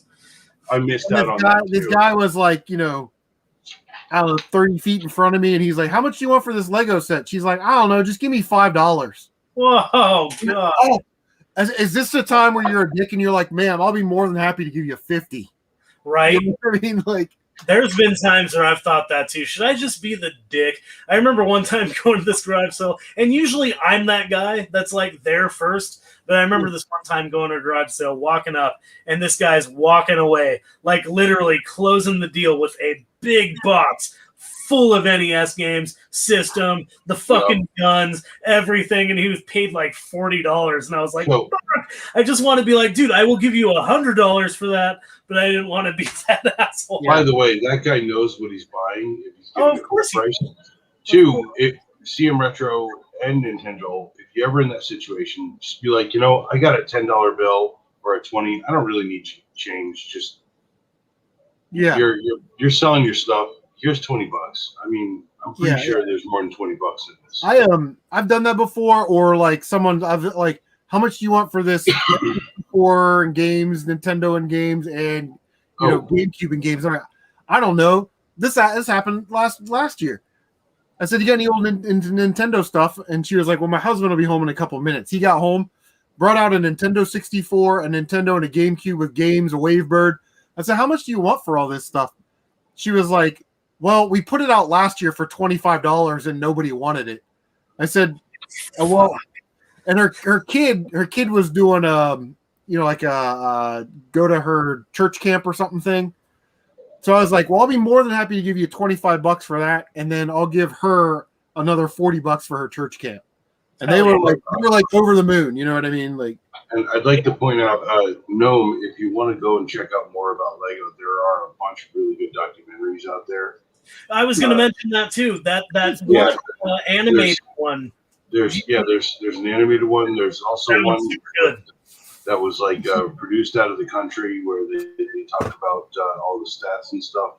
And then I think Toys That Made Us did one that does something very similar to that. Yeah. And there's a lot of really great stuff. See, look, he's got a really old set, or at least a or something. Yeah, really dude, that's badass. So what I'm saying is, I think that stuff like that will have value as long as Lego does. Okay. Yeah. If it's a clean looking box, if it's got all the parts, this and that. Those vintage sets, those really deep old school sets will hold value. It's like, okay, I don't talk about it a lot, okay?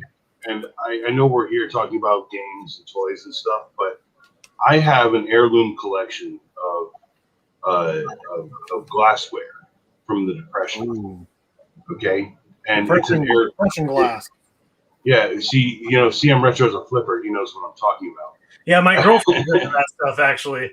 But no, they're actually family, like from the family. Like my grandmother, my great grandmother, they all like went to the movies, saved the plates, got the plates, and all that.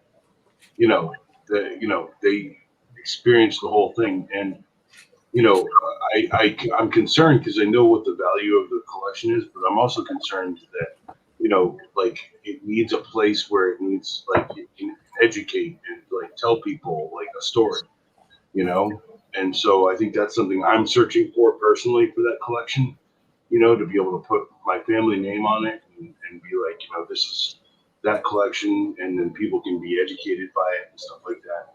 I think would be really amazing.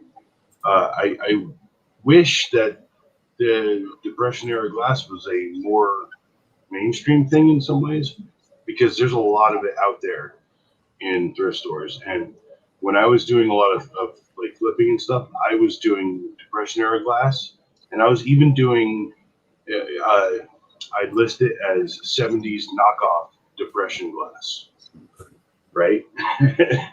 Like circa 1970 something Depression era knockoff glass. So Matt, why don't you make a little sub part of your channel and talk about that? I mean, maybe you should actually show off some of that glass and tell people what to look for and what prices are like and where to sell it and where you can find it. I mean, I'll be honest, because first off, I don't think that that's appropriate for my channel, and I would also like to point out that for anyone who's watched us for a long time, we tend to err on the side of we like games, we play games, we are gamers, but when we're making a video, there are definitely subversive elements, like subtle things about what we do. And part of that is like we're poking fun at the community, but not like in a bad way. But just we're going out and finding shitty games, SHIDDY, and like I'm gonna make the shitty game shirt, by the way, Chris. I know that you want one. And it's just hard to find a font nowadays. There's so many. There's like 1,000. Oh, you're drinking? Here, I'll drink. Hold on. Clink. So this is Lego Gear set from 1963, and this European Taxi is from 1964. But this is Gear set 001. That's so badass, man. Seriously, those are really cool. I occasionally will run into old Legos like that. Boxing and manuals. They got the manuals too. They're just too damn expensive. I have a few pieces that have the old Lego logo though. I love finding those. Oh, the cursive logo. Or yeah, the cursive Lego logo. I love it, man. Yeah, that's it. I call it's the bubble logo. That's it. The cursive logo is like you don't find those. Yeah, they're really hard to find. I find pieces once in a while because, if you really want to separate Legos, you got to look at the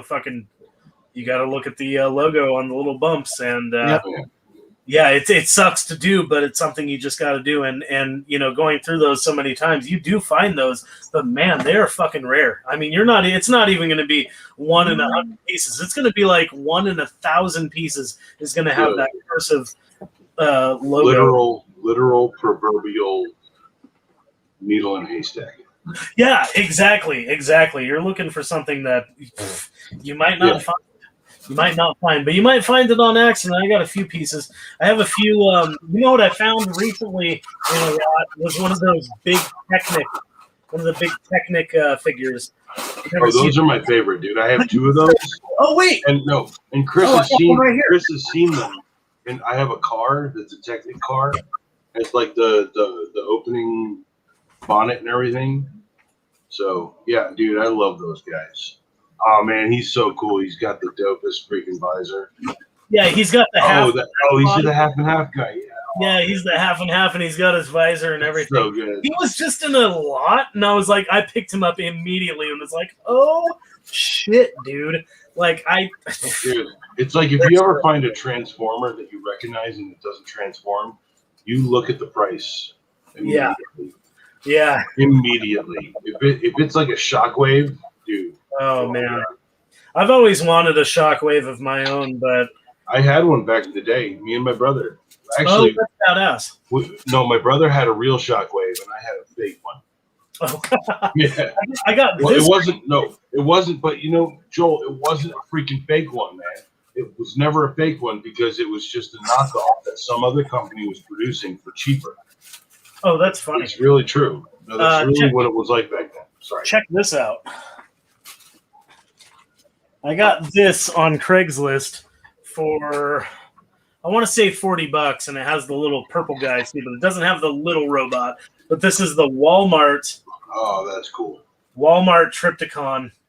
I was about to say my brother had that one. Yeah, I had jealous. the real one as a kid. Opened it, brand new. There you go. That's badass. That's a cool piece. But yeah, I had the original Triptychon when I was a kid. Opened it brand new when I lived in San Francisco. I was probably 6. This was probably 85. And I saw this on Marketplace and was like, or Craigslist. And I got it for $40 and was like, man, I fucking need that. It's so cool. But I find crazy Transformers. I found a boxed Triptychon 2 years ago and sold it immediately because I got it for $50. So my brother had the stupid train thing, the giant missile in the center. The train? Yeah, the giant train. I remember that. With the missile in the center, and it turned into a giant guy. You put all the train parts on them or whatever. Supreme. I had that guy. Omega Supreme, yes. Yeah, Omega Supreme, yes. Yeah, I got him brand new in the package. I think next year after that one too. It was weird because like as a kid, I didn't get shit. I didn't get allowance. I didn't get fucking presents or toys all year long. The only time I got presents were Christmas and my birthday. But when I did, I got awesome presents. I got Legos, Battle Beasts, G.I. Joes, and Transformers. That was my thing. And then later on, like Pat the NES punk. Yeah, that guy was so sheltered. I feel so bad for him. Yeah, that was all I got. I didn't get many. Look, I mean, during the year, I would buy GoBots. I actually would buy GoBots for myself and even G.I. Joes occasionally because they were so cheap. I remember getting GoBots for like, I want to say like $250 at KB's. It was I remember my parents would take us out to a Walmart or Kmart or something, and if I worked on them the right angle and the right price, they just buy it for me. Just tell me to shut the hell up. So, like, a G.I. Joe was the perfect price. So I had an ass ton of this. Yeah. My brother was better at it than I was, so he had even more, right? He had the Blackbird jet, right? Oh god. So by the way, I learned his freaking game. And one year he got I think he got the Blackbird jet that year, right? And I got the space shuttle. With the space shuttle playset in the launcher, the giant $140. Yeah, it's the what's it called? It's the Space Command Center thing. Yeah, Space Command Center. Yeah. Oh man, I had a few that were insane. Joel, it's still back there. Right there. Fuck you! I don't even want It's still in there. It's still kicking around. How about this? Right. I even got my dad to get me for my birthday. I think the same or the next consecutive year, the second version of the space shuttle that they put out with the black nose, and that's back there too. Jesus Christ! I had some crazy ones. I tell you what, man, dude, when I sell my childhood, I'll let you know about that. Yeah, let me know. I had some crazy ones. I didn't have the flag. I didn't have the shuttle. But I did have, well, first of all, I guess chronologically, the Triptychon, and then I got Omega Supreme, and then I remember I started getting crazy Legos. So I got the Blacktron, big command center, and then I got the Black Seas Barracuda. But then I started getting the crazy G.I. Joes, and I got the white jet, the ZR88 or whatever, ZX28 or whatever. Do you remember that? It splits in half and it's got the two different halves for the jet. I got that brand new. I got the USS General, which is you can eat that because that's the one I wanted. Actually, I saw one at a freaking at a store at one point, and like the same thing. The guy just walks in. And once it's in his cart, I'm just like, screw it. I'm not even going to sit here and worry about it. Although I've made friends with all those guys, and a lot of them are willing to give it up if you're like, dude, man, come on. You know, Come on. you really want to do? I'll give you $5 or $10, and you can just say, "Yeah, I made money." That's what they're looking for. They're looking to make $5 or $10. That's funny. Yeah, I haven't found shit like that in a while. But okay. I had the battle wagon too. The one with the it was the neon colored. It was like the tiger version. No, dude. I had the tiger version. Oh god, dude, transport. The tiger shit and the Night Force especially are worth. Night Force. Have you checked out any Ninja Squad? No, Hey, okay. So it's look, okay. Insane. Back when I was doing like copious amounts of weird things that I shouldn't do with people in public, I was making so much money selling toys from the 80s and just buying them at the local Goodwill right down the road from my house. I was making so much money. I was so dumb. I was like an alcoholic. I was like doing crazy stuff. I was insane at that point, right? But at the same time, yeah, smoke tobacco. Go ahead. Is it legal where you are? Definitely tobacco. If it's not legal where you are, I'll tell you next time I need to go have tobacco, I'll go off screen. Dude, I'm fucking in Oregon, dude. This is the legal capital, bro. Oh, dude, if it's legal, then why are you smoking freaking tobacco? Because you can smoke something that will obviously make you more conversive and much better on this CM Retro Gaming Show, where we talk about everything gaming, retro, and your mom. Your mom's house.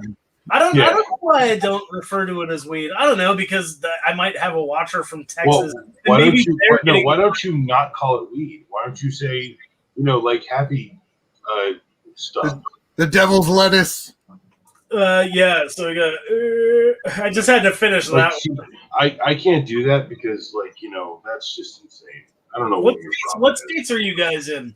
I'm in North Carolina, where it is very illegal to do it. Oh shit! This is funny. My coworker, ex-coworker, because my job burned down, but almost like my house with BS3. Sorry, go ahead.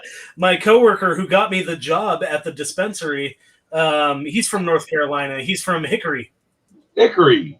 Yeah. That is a bum fudge ass place. That's what he tells me. And he tells me back there, that's a place you do not want to get caught with this substance at all. It's funny, a lot of North Carolinians are transferring to Oregon for some fucking reason. Because so I'll tell you my story about something that has just recently gone out of the statute of limitations. So I used to work at a warehouse for a friend. In Smithfield, North Carolina, where we used to, trim the edges of leafy green vegetable matter for heavy amounts of money per hour. You got to make those tomatoes pretty. No, hold on. All I gotta say is gardenias are very sensitive to how you trim them.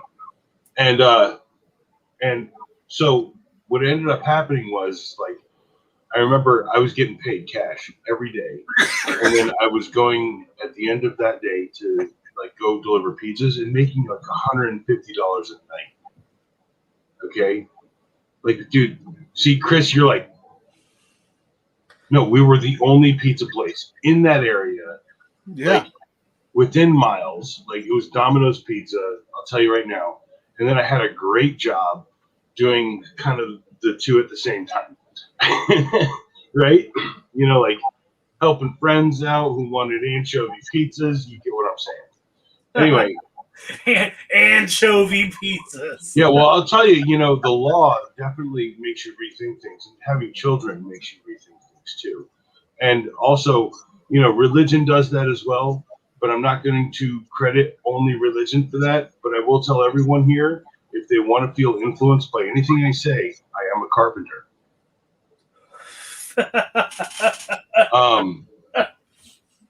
See, he got it. You didn't. It's okay. I did. You know who else was a carpenter? Big J. Big J Babies? Big J Bones? Dude, of course he was. He's the most famous dude ever. Why wouldn't I want to be freaking a carpenter? Yeah. I mean, hey, if you're going to have one hero, it might as well be Big J. I was gonna say actually Black Captain America, but that's cool. Yeah. I love Black Captain America. I don't know what anyone's problem with him. Yeah, I think Sam. Blackton America. Blackton America. Yeah, I'm good with that.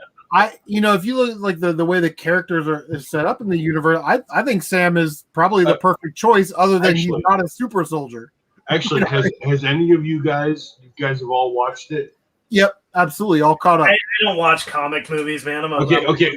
Hold on, Joel. Did you read comics when you were younger? Okay, this show is like I'm reading a comic book. That's how I feel. Falcon and the Winter Soldier. It's really good. It's like I'm reading a comic book. It's like okay, they give you action. Boom. Panel 1. Action. Then they give you story, development, story.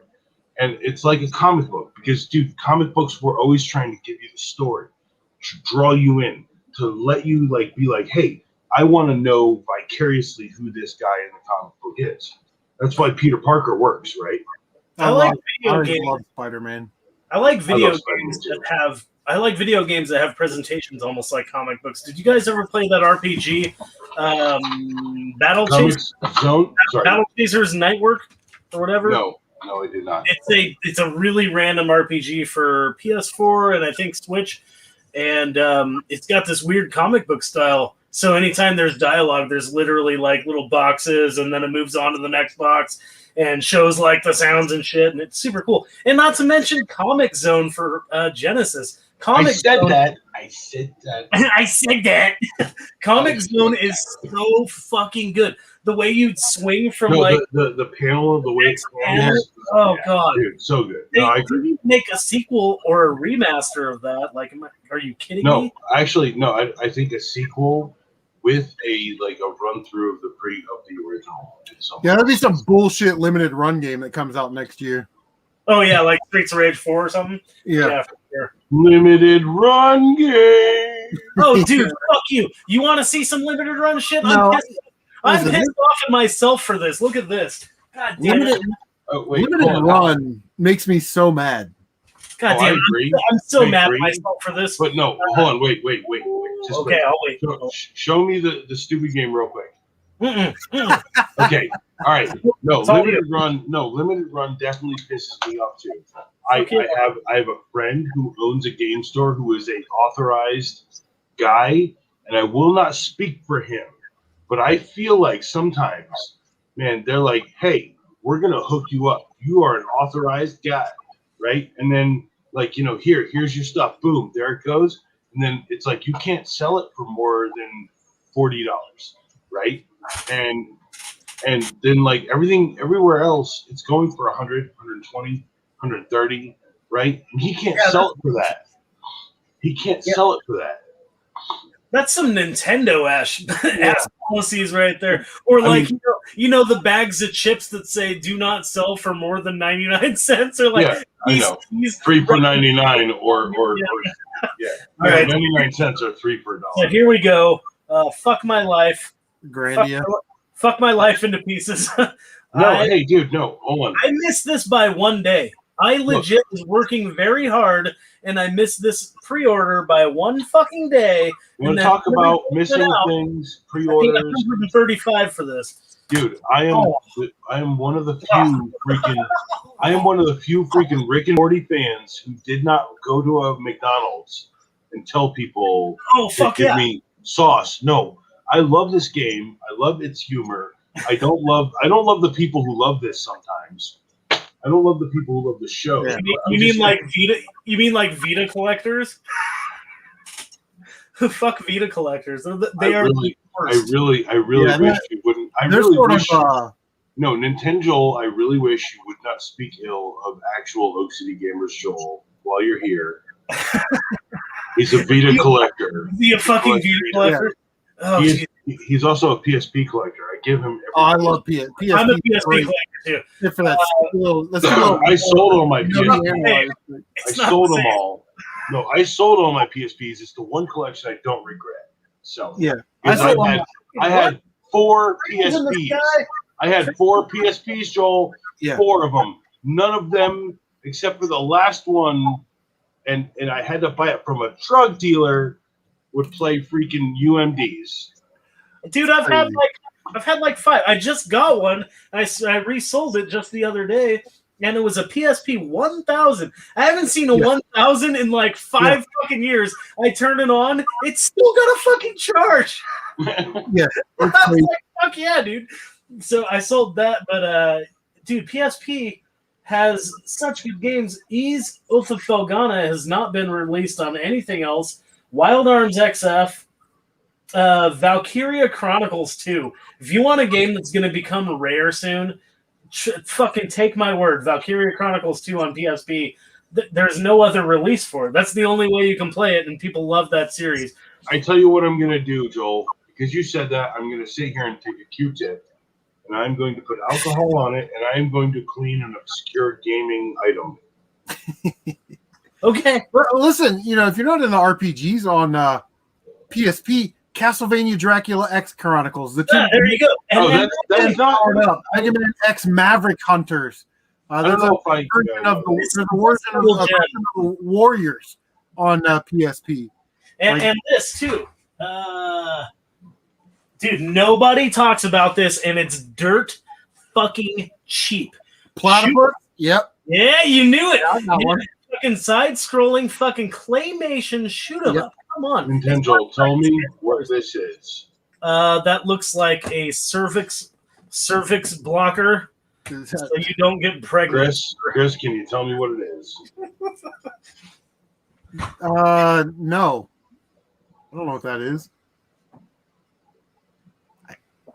I don't know what that is. It's a really obscure-ass gaming item. Okay, you see that? That is an infrared reader. Is that a Nest?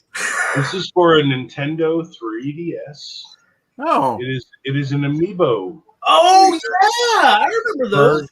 The Nintendo 3DS. How many times is this J going to go out? As many times as Joel gave me this thing. It's destiny that it's going out because I'm actually a cop. Ah! I was about to say, you didn't know that about CM Retro? Good thing I'm a goddamn Oregonian. I was about to say, dude. Yeah. Wild Arms XF. No, and for the record, if CM Retro wants to come and jack the jurisdiction, it's cool. I'm actually completely clean now. That's the best part. Oh, I'm clean too, bro. Sure. I'm fine, bro. I'm fine. It's cool. I'm fine. It smells. There was a skunk in my house. There was a skunk came in my house and it tried to rob me, and I killed it, and it's under the couch. That's for whatever it's worth. If you're out there, man. If you're out there and you're puffing the chai, you need to know. PSP. I know. I don't care about Trails of the Sky. Yes, you fucking do. Get that fucking. This was my most wanted. This was my most wanted game for a while. I finally fucking got it. Right now, my most wanted game is also a goddamn PSP game, E7. Fuck E7. They need to re-release that.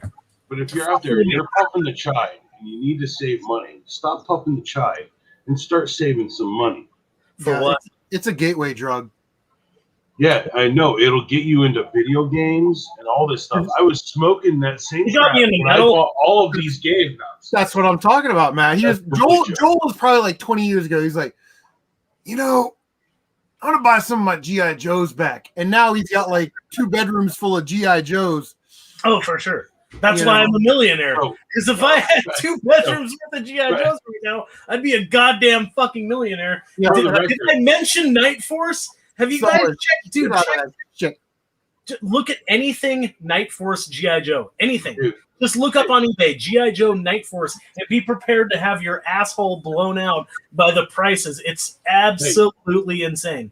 All right. All of this stuff came from thrift stores, and I sold off all of the doubles and all of the stuff I didn't want, all the scratched versions, and all of this stuff back here came from thrift stores. Sorry, I'm looking at Night Force.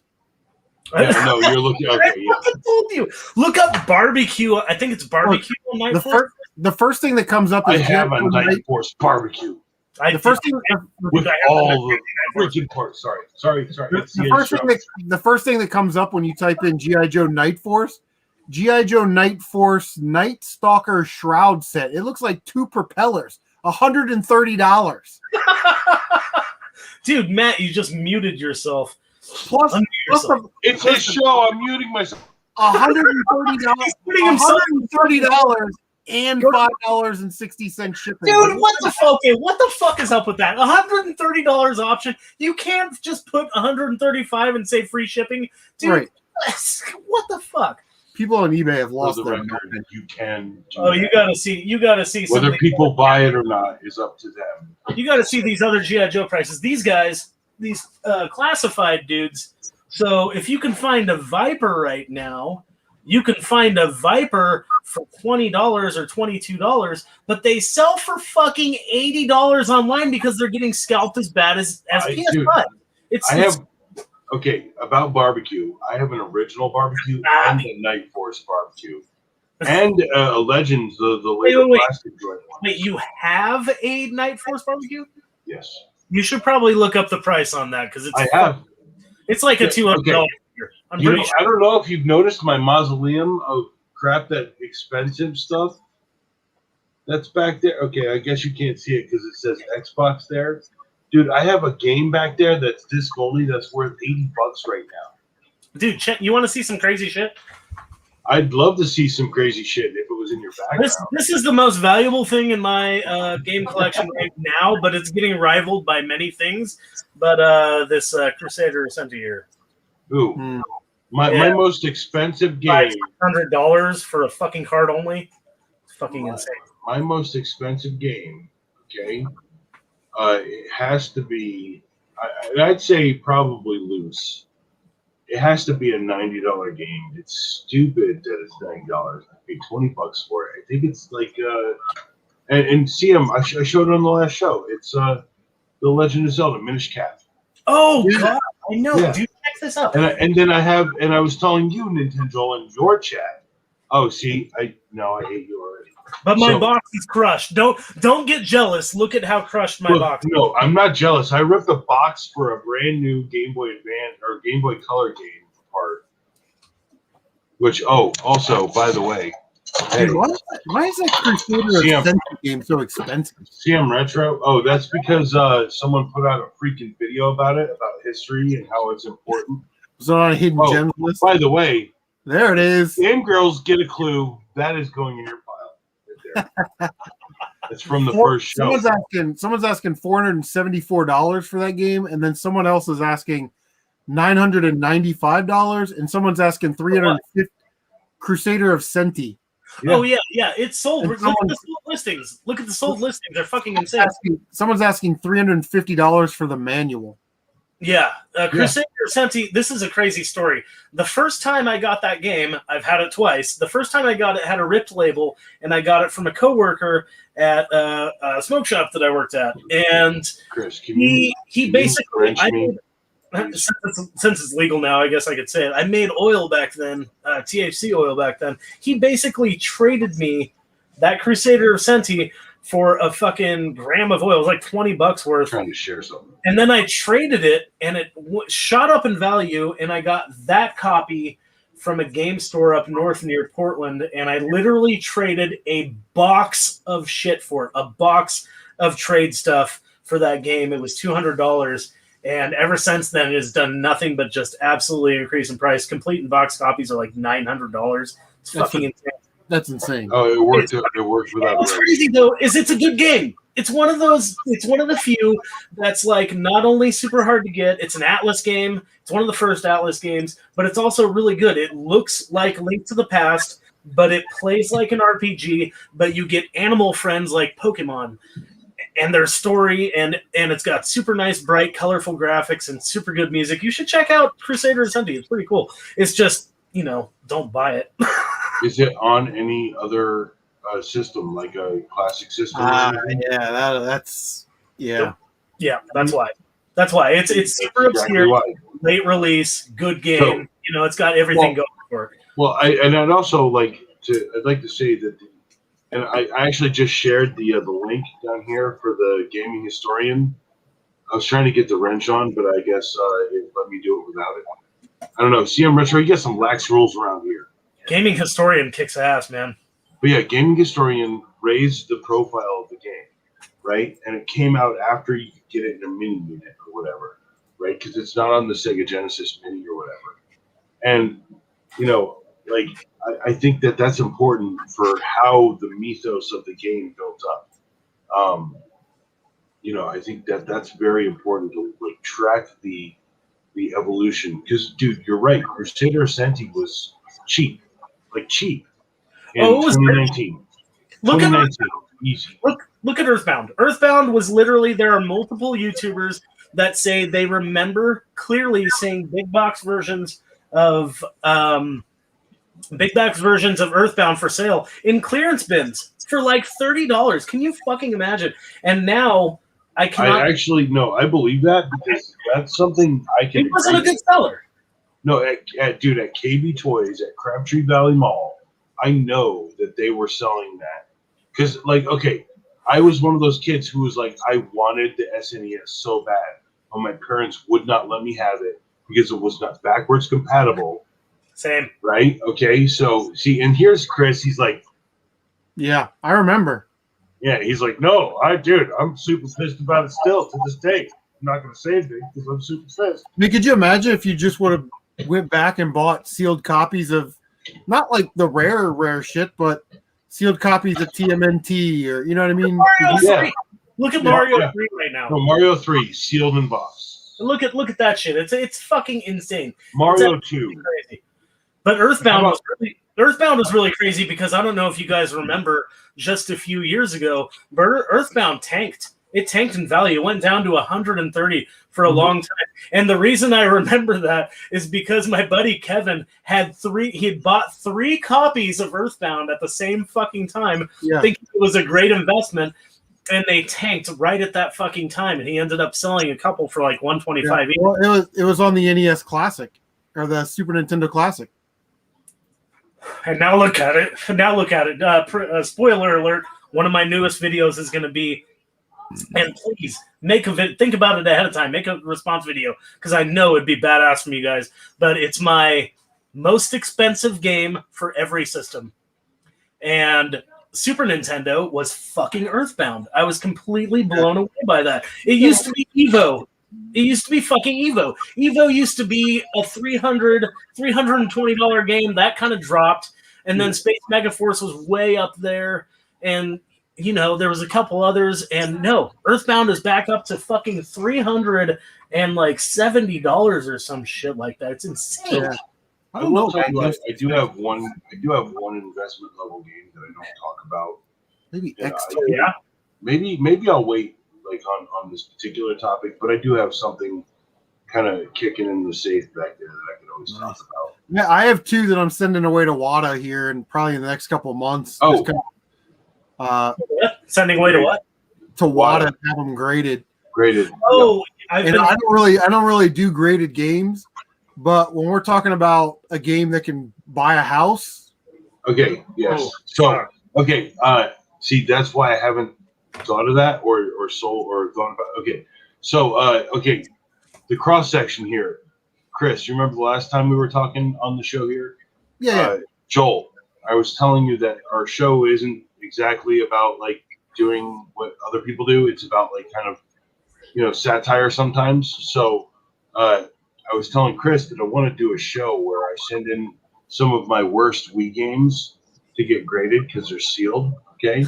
You know, like the Black Eyed Peas experience. I'd love to send that and get a 9.8, the first 9.8 Black Eyed Peas experience, sealed and graded. Because no, you see, that's the response. You just laughed at that. That is exactly what I want from like plenty of people. So that's a show that I have in the works, but I think I need to start a Patreon or something. I don't think that's that crazy because the graded video game market is so huge, and everyday Johns and Jills can't afford $300 for a sealed Mario. But you know what they can do? They can invest in lower level games that are maybe $100 or $200 that are Just Dance games or some type of specialty type thing. So And the kids with who the grew up hopes- on Just Dance are growing up in with the hopes dude, of you said it. flipping it and selling it, because like you said, who's sending Black Eyed Peas in to get graded? What's the most ridiculous game that we should get graded? I saw somebody on Facebook sending Dude, a I'll do a show cartridge copy of Contra, and it got graded a 0.5 because the label was all fucked up and the cartridge was all fucked up. But I mean, would it sell? if you're collecting it for sort of a novelty, then it's like there's probably only one 0.5 graded Contra in the world. Screwed up You know what I 0.5 mean? graded Contra. Yes. I'm Actually, thinking no. about- I kind of want to buy that now. I'm thinking about this. That's how I feel, dude. Sealed Nice. Persona 2. I'm thinking about this is one of the few I'm thinking about getting graded. The thing is, if you're never going to open, see, here's my thing. I have a sealed copy of DuckTales 2 on Nintendo. My friend Power Player Paul said in a live stream that he sold his sealed copy for like $8,000 or $9,000. So if I get that graded, sealed? yeah, if I get it graded and it comes back with a decent grade, 9.6 or higher, we're not unreasonable talking out of the $150,000 range. And at that point, it's like, you want to pay off the house or not? And I'll be honest, dude. I'm definitely a 0.5 to 4 grade entry level guy here. Okay, I mean, I'm looking for the ripped up golf copy for any. It's but getting I have a nice sealed copy of Resident Evil 4 on PS2, but 9.6 to 9.8, those are like $400 or $500, but still, I got it for $1.25. So it's a weird market. It's surprising that people are doing that, and it's strange because there's some games that are becoming so expensive that I'm like, is it worth keeping in my collection? Like, really, is it worth keeping that Crusader of Senti with the perfect label in my collection when it's worth $600? Like, that's a lot of money. I don't think that one's gradable, but I'll tell you what I do have that's fucking gradable. I have a Suikoden 2 that's mint. I mean, mint. Dude, And I'm thinking about getting that graded. Dude, I tell you what, if you're thinking about it, right, you can only lose. You can only lose. What's that worth to you? Dude, I lose all the time, man. Dude, Yeah. Have you watched any of our videos, Nintendo? I know you have. Don't mind. Yeah. It's a guilty pleasure. And and I'll be there with you, dude. We have done a video where we lose. We're like, yeah, we're losing right now, so we're just gonna go into the local game store. We have a show for that, but go watch that show. That's the joke. There's the joke there, right? Okay. If you do this stuff, Chris, have you gone every day to a thrift stop or a thrift shop every single day, struck out 4 or 5 times in a row, and then hit something really hot, hit something really, really good? yeah, oh sure. I mean, that's like my bread and butter when I was doing this in the regular. And when I say I don't flip much, I still sell. I still sell and I still send. Right? My problem is there's an inherent issue with my time and my money and what I do. I'm a carpenter by trade, so I can actually make $40 or $50 an hour doing carpentry, as opposed to flipping stuff.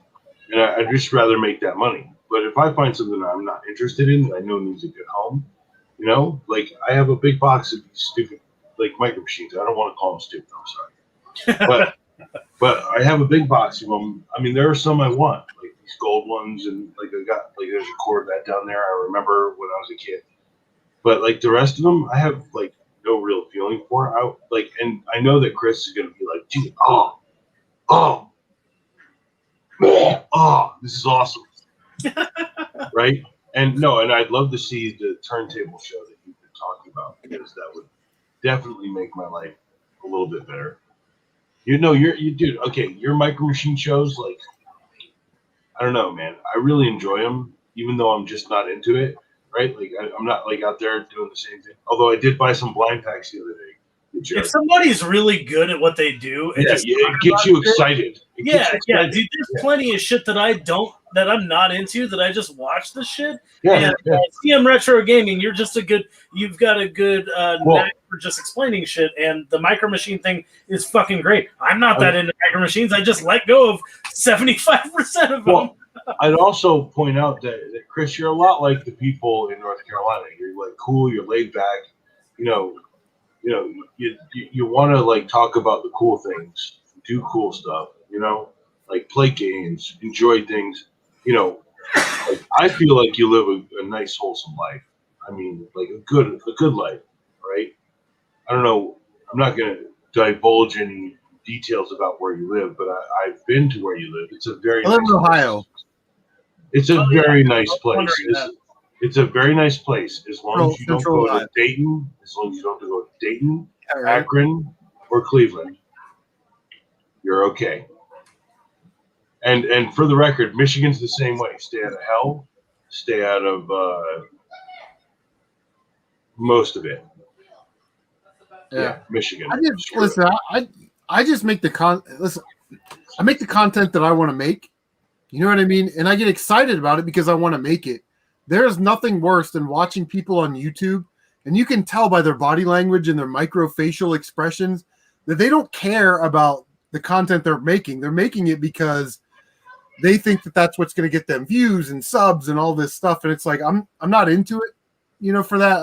I kind of do YouTube as a hobby, and it's like, family, work, my reselling side gig, my eBay thing, and then maybe YouTube's for. So I've always said this: if this becomes work or a hassle, then I'll just not do YouTube to the point where I'm, doing trying to force content, trying to make a pickup video every week, or trying.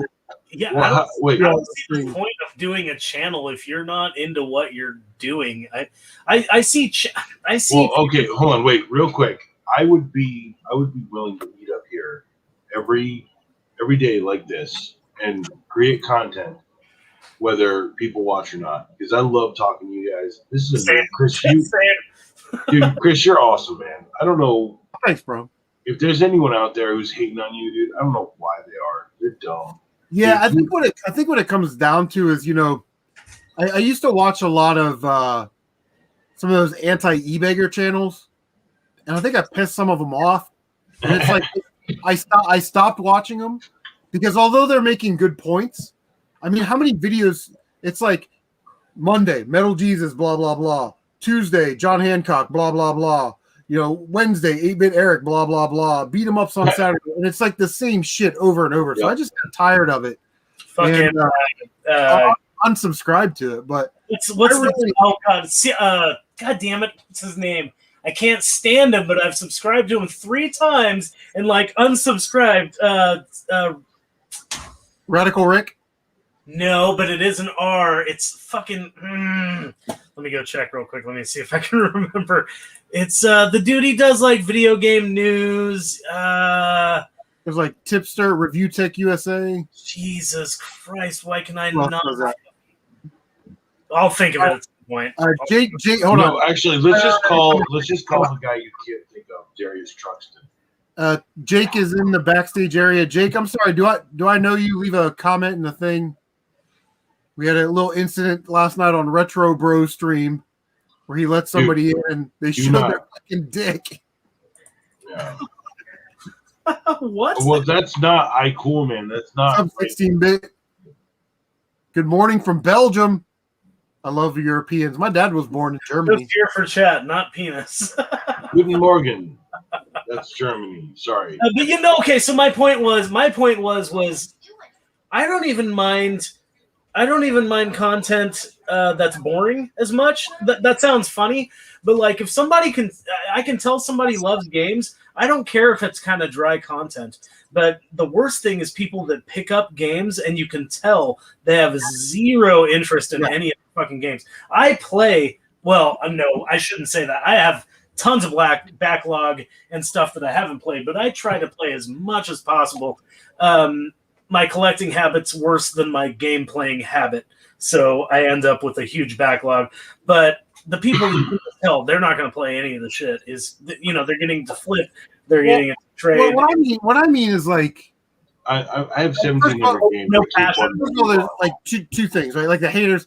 Listen, you haven't made it on YouTube unless you have a couple of haters, and YouTube's doing that thing where they made a video and it got like a bunch of thumbs down. So now they're rethinking about how they do the thumbs up and thumbs down system because they got their asses chapped by it. Here's the thing: anybody that leaves a thumbs down has to leave a comment. That way, you know who left a thumbs down. But that's going to be implemented. No. I think they're going to get rid of, like, I don't know how long you've been on YouTube, but like 10, 15 years ago, they had like a 3 and a 5-star rating system, and that's how they sort of did it. And then they went to the likes and the dislikes, which really only count as participation points in the algorithm. They don't really help you or hurt you. It really doesn't matter if you get thumbs up or thumb down. It doesn't matter what you get. It's still activity on your channel. Yeah, so really what matters to YouTube, and you got to think of YouTube not as this fun platform that we all get to hang out on, but YouTube is designed to make money, right, for them. That's their whole gimmick, right? They're not doing this for free. So how do they monetize, right? Super chats, memberships, that kind of thing, but ad revenue is the big thing. How are people going to see this video? So views, very important. Subscribers are like potential viewers. And, when you hit the notification bell, those are early potential viewers. So I personally, and I think everybody on YouTube would agree, I'd rather have 1,000 subscribers and get 1 million views than have 1 million subscribers and only get 1,000 views.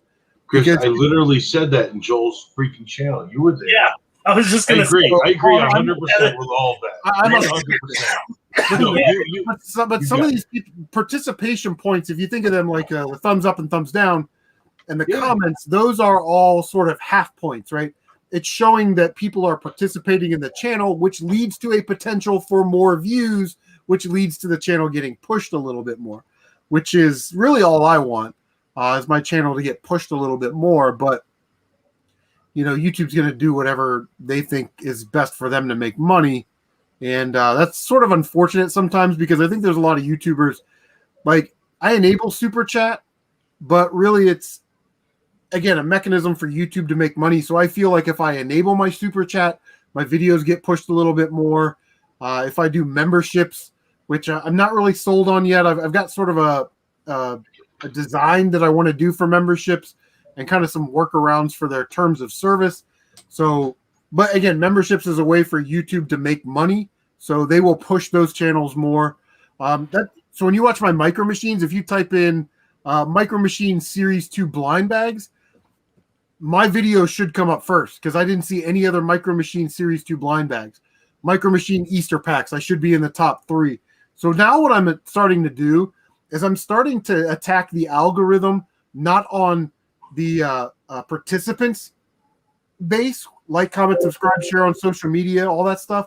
I want to catch it in the background with the tags, the description, the titles, those types of things to actually help get my videos pushed a little bit more. You're trying to capture new audience, yeah.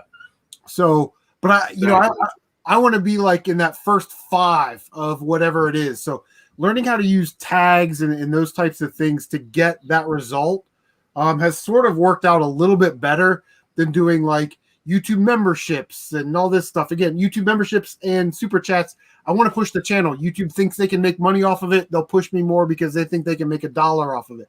But really, if you tag correctly, you title correctly, you put things into your description correctly, you can almost trick the algorithm.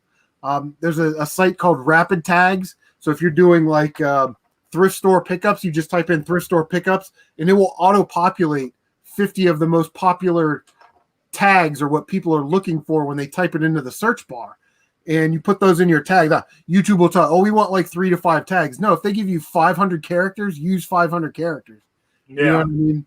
So, and I've actually picked up a lot more subs I haven't been getting a lot of views, but I've been making a little bit more diverse content with pickups, live streams, micro machines, that kind of stuff. But yeah, it's one of those things, Like if you do pickup videos, you should always put live game hunting, live video game hunting, live thrift store hunting as your top 3 tags every single time. Except for my stuff's not live. Fuck it. Yeah, you're probably right. Yeah. Yeah, and that's the same with Instagram too. You really have to. I've noticed that, like when I do, what's a good example? So like if I show off my Switch pickups, I will tag Nintendo. It'll be hashtag Nintendo, hashtag Nintendo Switch, hashtag Switch, hashtag retro gaming, hashtag retro gaming community, hashtag retro gamers, and then hashtag my own Nintendo. Like you have to really be consistent on what you tag. And with Instagram, I barely post at all, and I get new people following me probably just because of those tags, Yeah, for sure. And that gets pushed because every time someone looks for Switch, your video is likely to come up. Now you're in a sea of a bunch of Switch people, but if you're first to market, like if Yeez 28 came out yesterday and you got a copy of it, make a fucking video right now. Right. And put Yeez 28 Switch, Nintendo Switch, Yeez 28, new Yeez game, new Yeez 28 game. And you'll be in that top 5 of when somebody types that in the search engine, your video should pop up in the top 5. And that's how you're going to pull in more viewers and subscribers ultimately.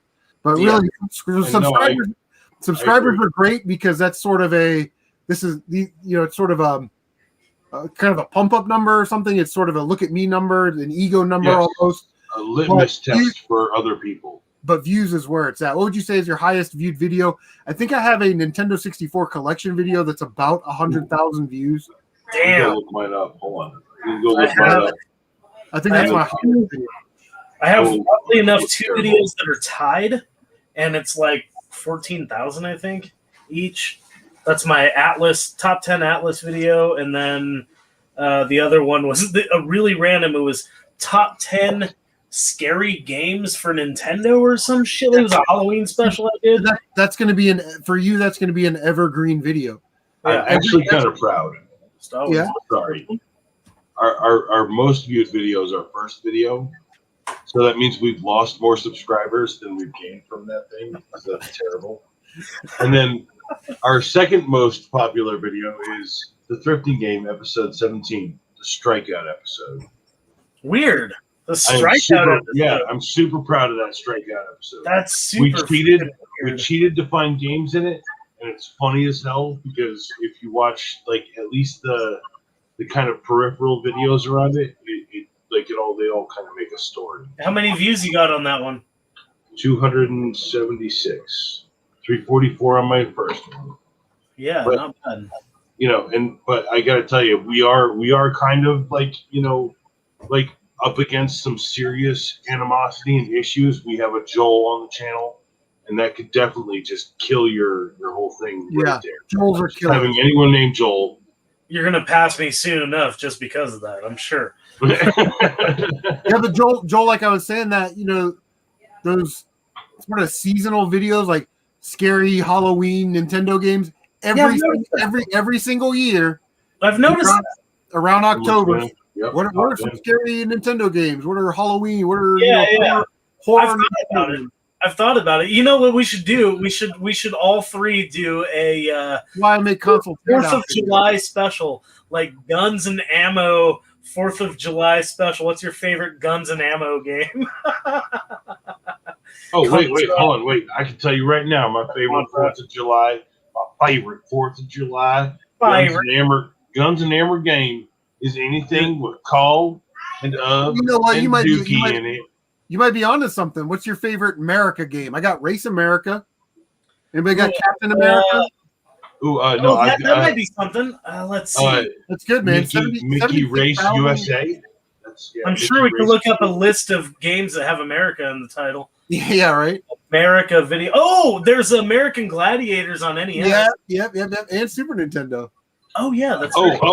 I just bought it the other day. American Shoppers for Xbox. There you go. You know, dude, no, Joel, I put it into my Xbox. I tried it out.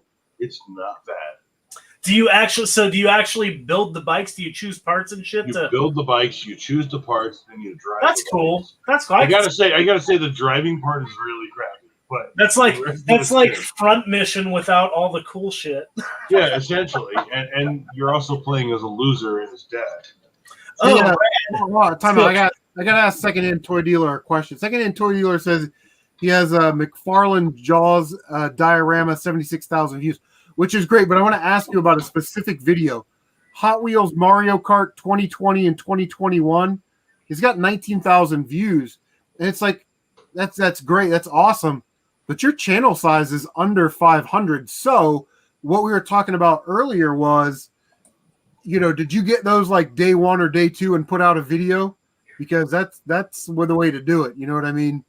Get all those people that are looking for it to watch that video the day of release or the day after release. So I feel like the reason that my Atlas video blew up and the Halloween one, I mean, the Halloween one obviously blew up because it was Halloween and NES was kind of hot that year. But like the Atlas one, it was my favorite Atlas games, and I had a chick on with me that co-hosted. And I feel like that one got popular because Persona was really freaking blowing up around that time. Shin Megami Tensei games were blowing up at that time, and I think people were starting to really hear the Atlas name because of like PS3 games that had come out. And so I feel like it was just the appropriate time. It wasn't on purpose, but, you know, happy accident. And I feel like that is something that maybe we do need to focus on is getting shit out at the right time. So yeah, let's do some America games. Nice.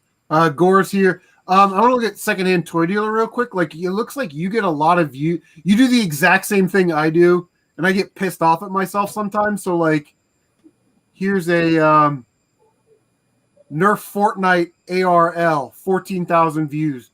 Nerf Mega Cyclone, 980 views. Nerf Mega, you know, this and that. And then all of a sudden, it's like Walmart Lego City Police, 280 views. You know what I mean? Like, you stop doing the thing that brought everybody in. But I make the content that I want to watch. I've been called out for that before about making content that's too diverse, you know, to just stick with one thing and let it ride. But that's not really the way I do it. You know what I mean? I like to make whatever content I want to make. I'm not really concerned about. I have people that have told me, like, I only subscribe to your channel for the collection videos. So whenever you post a collection video, I watch that. So if I only do 3 or 4 of those a year, then I'm only getting 4 views out of that subscriber, which isn't ideal, right? You want them to watch 2-3 times a week for 52 weeks, you know. No, dude, I agree. Like, I don't know. Last time we talked, I said I was going to do a Nerf gun freaking channel. Yeah. Right. Yeah. I mean, secondhand toy dealer. He gets a lot of views on the Nerfs, the unboxings, anyway.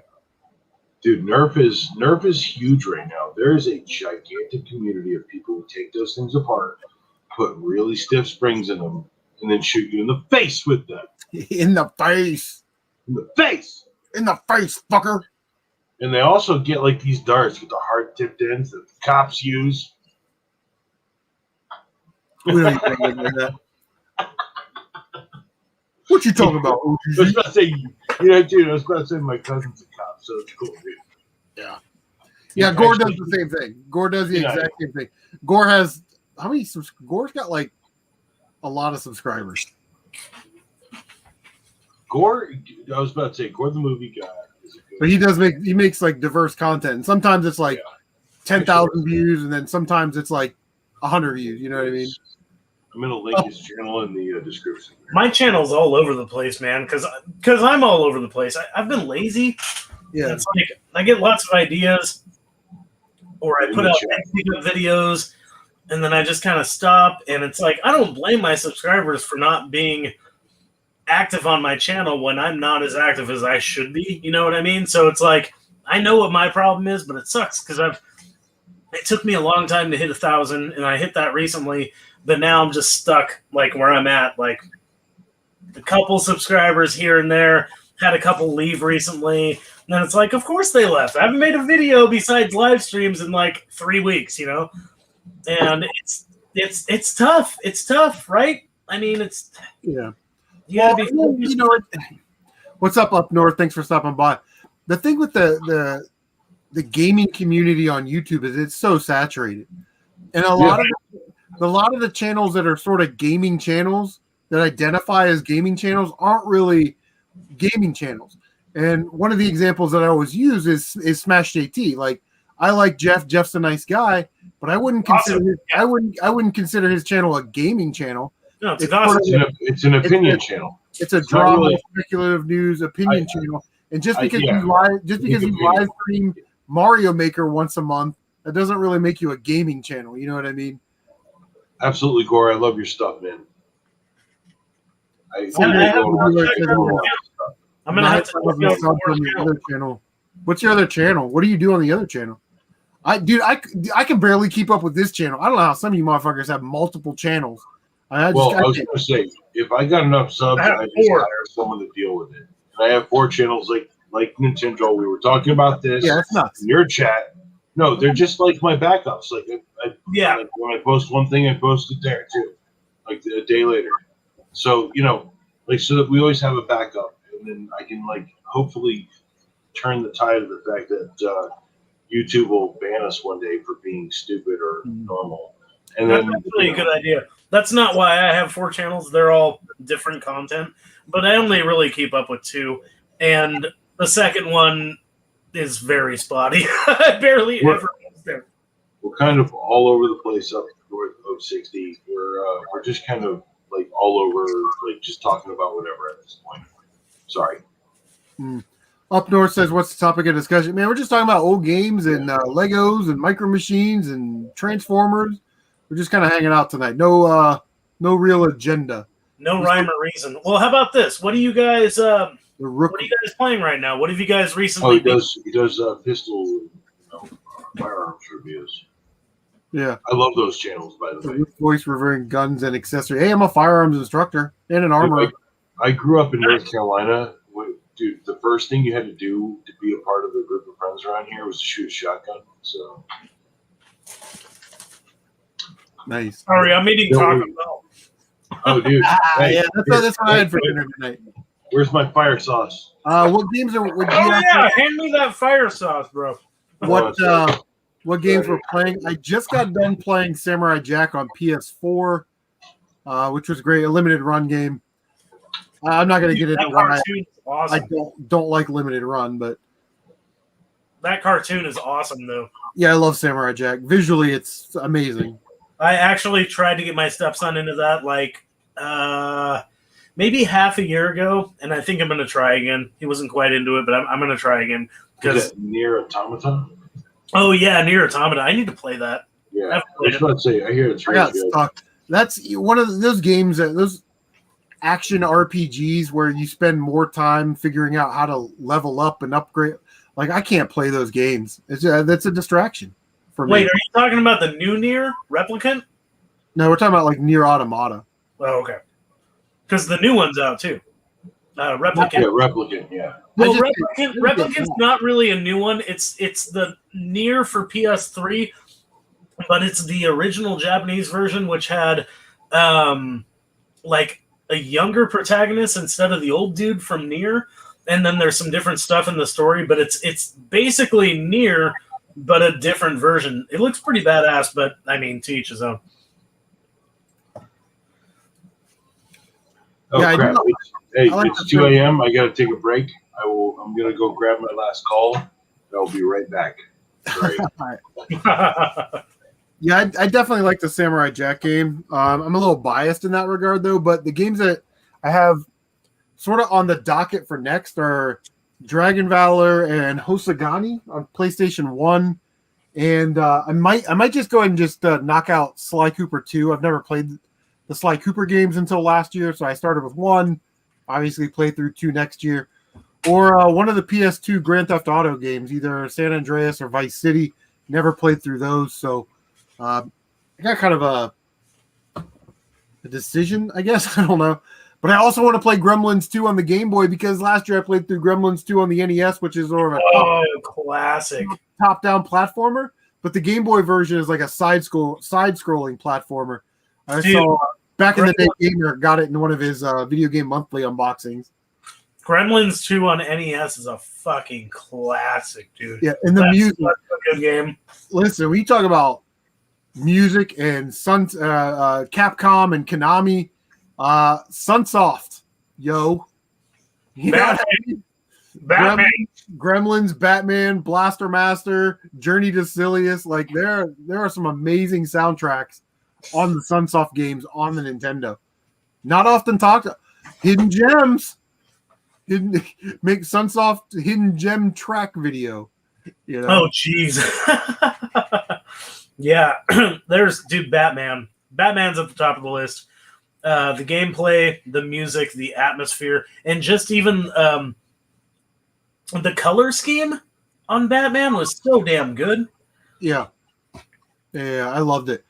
Gore wants to know what's everyone's favorite weird controller. Example: Resident Evil 4 chainsaw controller. I actually like the N64, the Super Pad one. You know, the one that's like sideways and not like. I don't know if you guys know what I'm talking about. Anyway, I like that one. I like those PS2 controllers that look like monsters. There was a samurai one. Do you remember that? And the eyes lit up? I don't. Oh, dude, look up samurai PS2 controller. And then there's like this pink monster one that had like, stitches in the face and was like a face, but the controller, the PS2 monster controllers were freaking weird and awesome. Oh, here's one. Here we go. No, here. Hold on. Oh yeah, that's pretty sweet. Oh, dude, the samurai one is so badass. I found one time for $10. This is my favorite weirdo controller. Yes, it's Dusty. The Capcom Fight Stick. Yeah, those are great. I have a couple of those for a Nintendo 64 that actually has like a flight stick on it. Yeah, and this one is crazy because, and I only have the Super Nintendo one, but the cord is interchangeable, and you can use this for Genesis or Super Nintendo. Nice. Yeah, super freaking cool. Pretty dope. I like the Pope. The Pope smokes dope.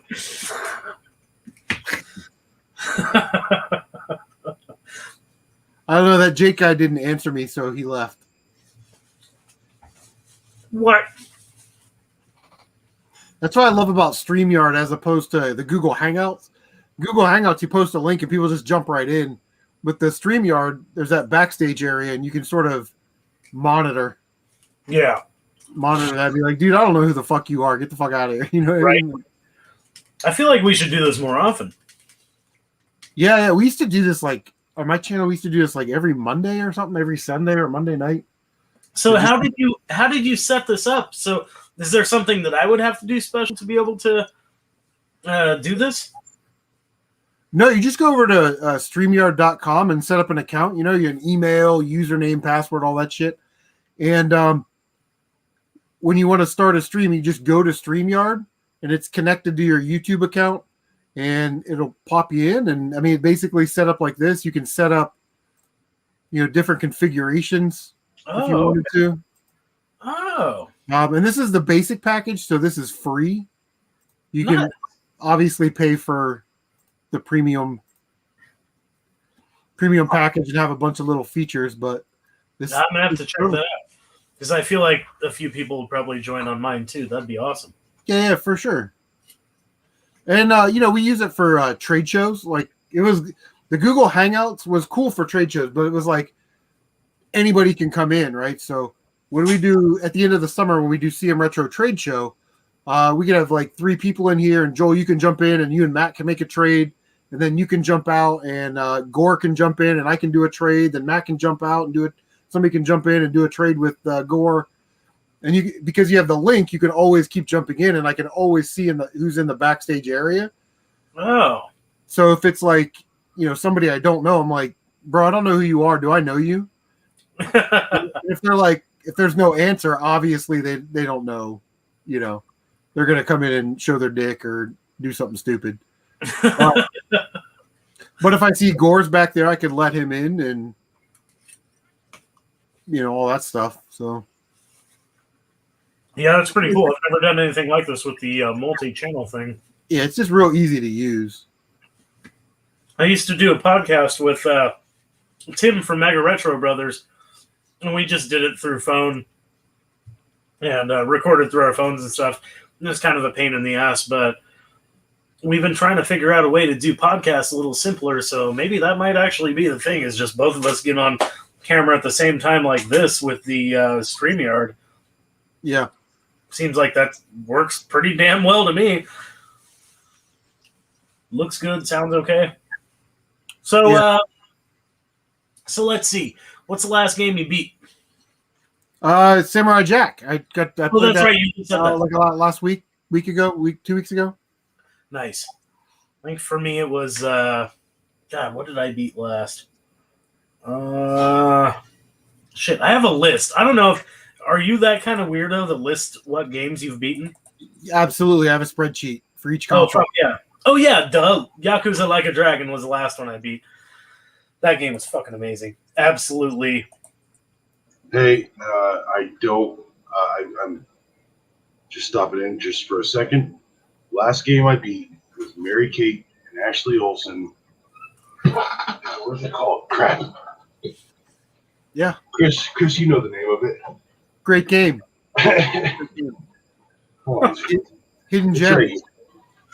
It's a real gem. It's a serious free. I actually played that game, Chris. And I beat it, by the way. I'm pretty good at it. It's Magical Mystery Mall. Magical Mystery Mall. It's almost like it's like a point and click. It's great. That sounds like a magical time. You know what's funny? My girlfriend beat a funny game. Oh man, I wish I had it to show you guys, but it's called Sprung on DS, and it's like this like weird dating sim. Oh, that's crazy sounding. Yeah, it's fucking hilarious. And I was like, you should play this game. My buddy gave it to me, and he said it was actually pretty fun, even though it looks cheesy. It's this weird like cartoony dating sim. And she was like, yeah, I'll fucking try it out. She tried it out, ended up fucking playing all the way through it. Gore, for the record, I did beat it, and I have this weird thing about games that I'm really good at the bad ones, and I'm not good at the good ones. I'll be right back. 2 seconds, I swear. 1, 2. Liar. Yeah, I thought he was just getting a lied. topper. I thought this was a topper. Dude, they gave me like 8 chips. Like, seriously, they gave me like 8 chips. What the fuck, Taco Bell? Then skipped out on you. I'm done. I'm done, son. That's not funny, Gore. We had an incident last night on the Retro Bro live stream. What? Somebody's dick? Yeah. And let somebody in, and some dude just dick right there. Like, boom. There it is, boys. You know what I mean? Oh. Somebody random? Oh. Actually, your fingers are more enticing and amazing than actual dick. Yeah, show it. And, Show it. oh, and I missed these comments. Yeah, I agree. Oak City Gamers. Matt, we should do this more often. What you said about like figuring out a way to do podcasts. Oh, without yeah. actually putting the time and effort into doing an actual podcast. This is Just totally getting people, right. yeah. And This then is you the could way. put this onto like the podcast stuff with just the audio, and people would listen. Because Yeah. People would and I've listen. been trying to say that to Fuck Chris. Sorry, Chris. I'm trying to say that to Chris because I know he's like maximum minimum effort. He's like Deadpool, but not. E.T. Sprung is. I like this comment from Sprung is so terrible. It's fun bad. Ooh. Fun bad. Ow! Oh. Ow! Shit! Ow! Ow! I can touch right in between you two. Oh God! Oh, here. Hold on, wait. The finger flux. Ah, shit! I can't aim now. Yes, we shall. Goddamn inverted controls. Your finger is bigger than my 2 fingers because I'm slightly farther away. So if you kindly, I guess not. Okay, I guess I'm not getting the touch. And no, it's not that. No, you gotta connect. Oh, that's close. Okay, that's close enough. I got it. I got the Nintendo. I got the Nintendo love. We should do. Crap. We should do. I'm pregnant. Identify this object game. That's a fork. It's a Taco Bell fork. You It's lose. a fork. It's got freaking sour cream on it. Yeah, weirdo. Stuntman Mike. Yeah, Stuntman notice Mike they is gave here. me 8 chips, and notice I'm using a fork from home because fuck Taco Bell. Stuntman Mike is here, and all of a sudden we had a dislike. So, Stuntman Mike, thanks, buddy. Is it? No, I think it's Gore the movie guy. He's like, Gore knows better. Gore wouldn't show up, so he's like, I don't want to, so I'm just gonna give you guys a dislike. I do not watch Greg Cook's toy hunts on YouTube. I didn't, dude. I'm like in a bubble of like maybe 20 channels. I don't really go outside of. I will tell you something. Dude, I watch crazy shit. Dude, I will tell you something interesting about how I watch or what I watch on YouTube.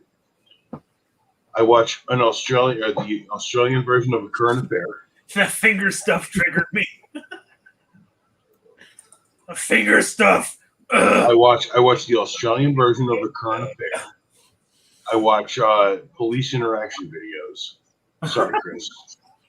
I watch. Dude, no, they're just so enticing and interesting. You're like, Oh yeah. Well, they suck you in like yeah, Karen, they do. Karen videos. You know, you're like No, Karen Or, videos. Karen. Oh, freak out Karen. world's I greatest watch, freak like, out compilations. dude, Today in Reddit. Karen videos are the shit. They're my favorite. Karen's in the Wild is my favorite channel for Karen. Oh, dude, I watch Karen's in the Wild. I don't Dude, know if Karen's I in the like it. Wild. I don't And know on if I like it Instagram- as much as what is it? Karenology, I think is what it's called. Yeah, Ooh, yeah. I don't know that one. Shit. Check it out. All right. Dude, And it's in also my feed. Instagram too. There's the Karen's Go Burr. It's and in my Karen's Go feed. Burr too. Just started watching Grand Illusions, which is some old British guy Oh, showing. that guy is. Oh wow, that was going somewhere. Grand Illusions is amazing. Some sorry. British guy showing off his what? It's toys. He's got a weird toy collection, and he's like, "Hello, and welcome to Grand Illusion." Blah blah blah. I have these very amazing toys. Now, you see, this is a tiny little arcade cabinet. You turn it on. Oh, it's amazing. It's just like the arcade. It's so amazing. And you can play, and you can hit the buttons, and it's amazing. That's what he does. I love him, dude. He's absolutely great. 100% great. I know you're cooler than me. Speaking of which, I want to do a review on this. This thing is badass as shit. Dude, it's our channel now. It's our channel now. Oh, now it's our channel. He's on. Let's talk some Matt, shit. OCG Matt, and Who wants to talk some Angel. They talk about games and other things. Yes, it's our show. What you better watch, or you're a hoe. All right, now that CM Retro Gaming is gone, let's talk shit. Can you believe that guy collects Legos? Come on. Come Dude, on. I collect Legos. Micro Machines. Come on. Jeez. I collect. Nerd. I know, I'm kidding. I I kid. have- I kid. Yeah, I have Legos literally. You want to see my most recent Lego? This is. I got 2 blind packs. The only 2 blind packs I've ever gotten, and I got the fucking same thing twice, but it's super cute. So like parachuting Goomba. Well, what am I going to tell you? I say you want them, bro. Just like Stuntman Mike says. Stuntman Mike is right. You want them, bro. You want multiples of the same thing, so you get an army of Goombas. Oh, army builders, yes, army builder Goomba parachute tribe.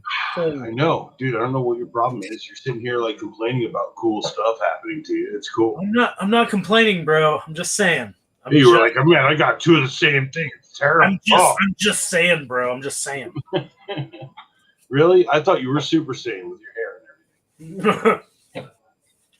My live stream earlier. Were you watching when I was doing the I was talking about my stepson. Every time I go out there, every YouTube video he's watching is just like constant screaming. I'm just fucking, I got this Taco Bell, bro. Ah! Dude, I got actually, this whiskey. you're literally describing the next show I'm going to make. So, yeah, it's literally what it is. Just people yelling aimlessly. No, it's like, hey, what's up? We're going to Taco Bell today and eat this entire bottle of isopropyl rubbing alcohol at 70%. I mean, I'm not messed up. I am not blind at all. Who's there? I'm not blind at all. Hey, I can't see any of the chat. It's totally cool. Seriously, don't drink isopropyl alcohol. If you want to get really drunk, you got to drink a mouthwash. Yeah, or really, you want to get drunk at your parents' house. If it says alcohol free, you're no go. But if it's Listerine, you are getting trashed tonight. I don't know. I know some double IPAs that are damn cheap out here on the West Coast. For like $2.89, you can get pretty loaded. Fucking 9%er double IPA. Joel, but a 13-year-old can go in and buy mouthwash. That's true. I'm not trying. I'm just saying. Yeah. I'm not trying to prove anything. Or nice that you're on the FBI watch list, sir. Leave me out of this. I was about to say, doesn't Chris have a state job? Hashtag block and report. I'll show you something micro. Tinker Toys, turn him on big time. Try saying that 5 times fast. Tinker Toys, turn him on big time. Gore, this is a bit of an in-joke, but is your name Jake in real life? Jake? Yeah, from State Farm? From State Farm, yeah. They didn't gender swap you. They race swapped you. For the record, what's going on here? No, for the record, was it Gamer from Mars or some guy put out a video about Jake from State Farm, and I like his explanation. They were like, "Hey, the original Jake from State Farm was actually a guy named Jake who worked at State Farm," and there's this story, and then they were like, "Hey, we want to do a new campaign, but Jake from State Farm is not an actor and probably can't have or doesn't have the chops to handle the actual marketing we need." That's what the video's about. I should link it in the description, but do it. I'm not going to this time. I already recommended Gore, the movie god. Is he a self-proclaimed movie god, or did somebody proclaim him a movie god? Because there's a big difference. Let me tell you. I would just go ahead and say that I am self-proclaimed a jackass because because I admit to it freely. I mean, if you're not in that club, dude, then maybe we should rethink this whole setup. I think we need to break up, dude. My channel. Sorry. I think we need to break up because you're just crowding on my space, bro. You're just look at how close you are. You're right there. You're further away. No, you're further away than I am. Touch your fucking nipple. Whoa. Touch my tweeter. Touch my tweeter. My tweeter. Touch my tweeter. The next thing you know, somebody's butthole shows up on camera, and this whole thing gets shut down. Yeah, Jake from State Farm. Right? Yeah, Jake from State Farm. You could see his butthole through his khakis. They're not very well made khakis. They're thin. Please don't do that. No, they're made by Dockers. That's right. I'll tell you what they are. I was about to say, no. I'll tell you what they are. Actually, they're foreigner. They're made by foreigners, and it's made by foreigners, and it's made so you can see the butthole because that's what America's all about, is butthole. It's either America or foreigners. Or guns. I did. No. Matt made an interesting. You watch the cop videos, and my sergeant and I we're training officers, and he's a legal instructor, and I was gonna go to that before the COVID thing, and we sit there, we go, Jesus Christ, what is this person doing? You know what I mean? we do the exact same thing, and it's like,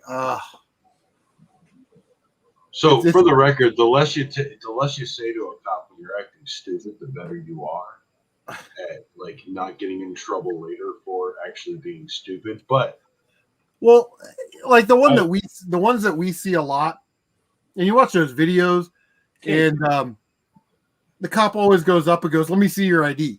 Right? That's always the thing. And you're like, well, you don't. Why do you need to see my ID? You know what I mean? And the cop's like, because. Well, that because isn't. Let me get out the Ohio Revised Code here. Oh, I don't see because Yeah. in there, professor. You know what I mean? Like, you need to tell somebody why you have them stopped, and you're not really under any legal obligation to carry a driver's license or a photo ID with you while you're in public. But if you do have a reasonable articulable suspicion, you are required by law to provide your name, your date of birth, and your home address, as long as date of birth isn't an element of a crime, right? Like, you're underage drinking because you have a right against self-incrimination. You don't have to tell me that you're 17 years old. You know what I mean? So if you're wearing a fedora and you're like this, the fedora, then you're definitely suspicious, right? Only if you're doing suspicious activities. You know what I mean? But I have to be, if you're walking down the street like that, no. If you're like, Well, you know, no, I mean, plenty of cops have seen me act like a jackass like that. If you're Been creeping like, outside, it's just not. if you're creeping outside the orphanage looking in windows at 3 a.m., yeah, that's a different story, right? But again, you can articulate. Note 37: do not creepily look in windows. Right. That's my number one bugaboo. Hold on. Let me look up orphanages in Southern Oregon. Okay. Yeah. All right. Don't look in their windows. Well, you guys are what's next? You guys are a little bit more liberal out there, you know. Well, I was about to say, I'm saying somewhere in between, man. My upbringing is one way, and then my surroundings are another. I'm somewhere. I believe. And different states have like weird. Like, if you want to talk about reform, it really 16-bit. I'm sorry, 16-bit. My name is not OCG Matt on YouTube. I'll post our channel link. Yeah, drop your link. Yeah. But it's like, I've never heard of pulling somebody over for an air freshener. Yeah, never heard of that one.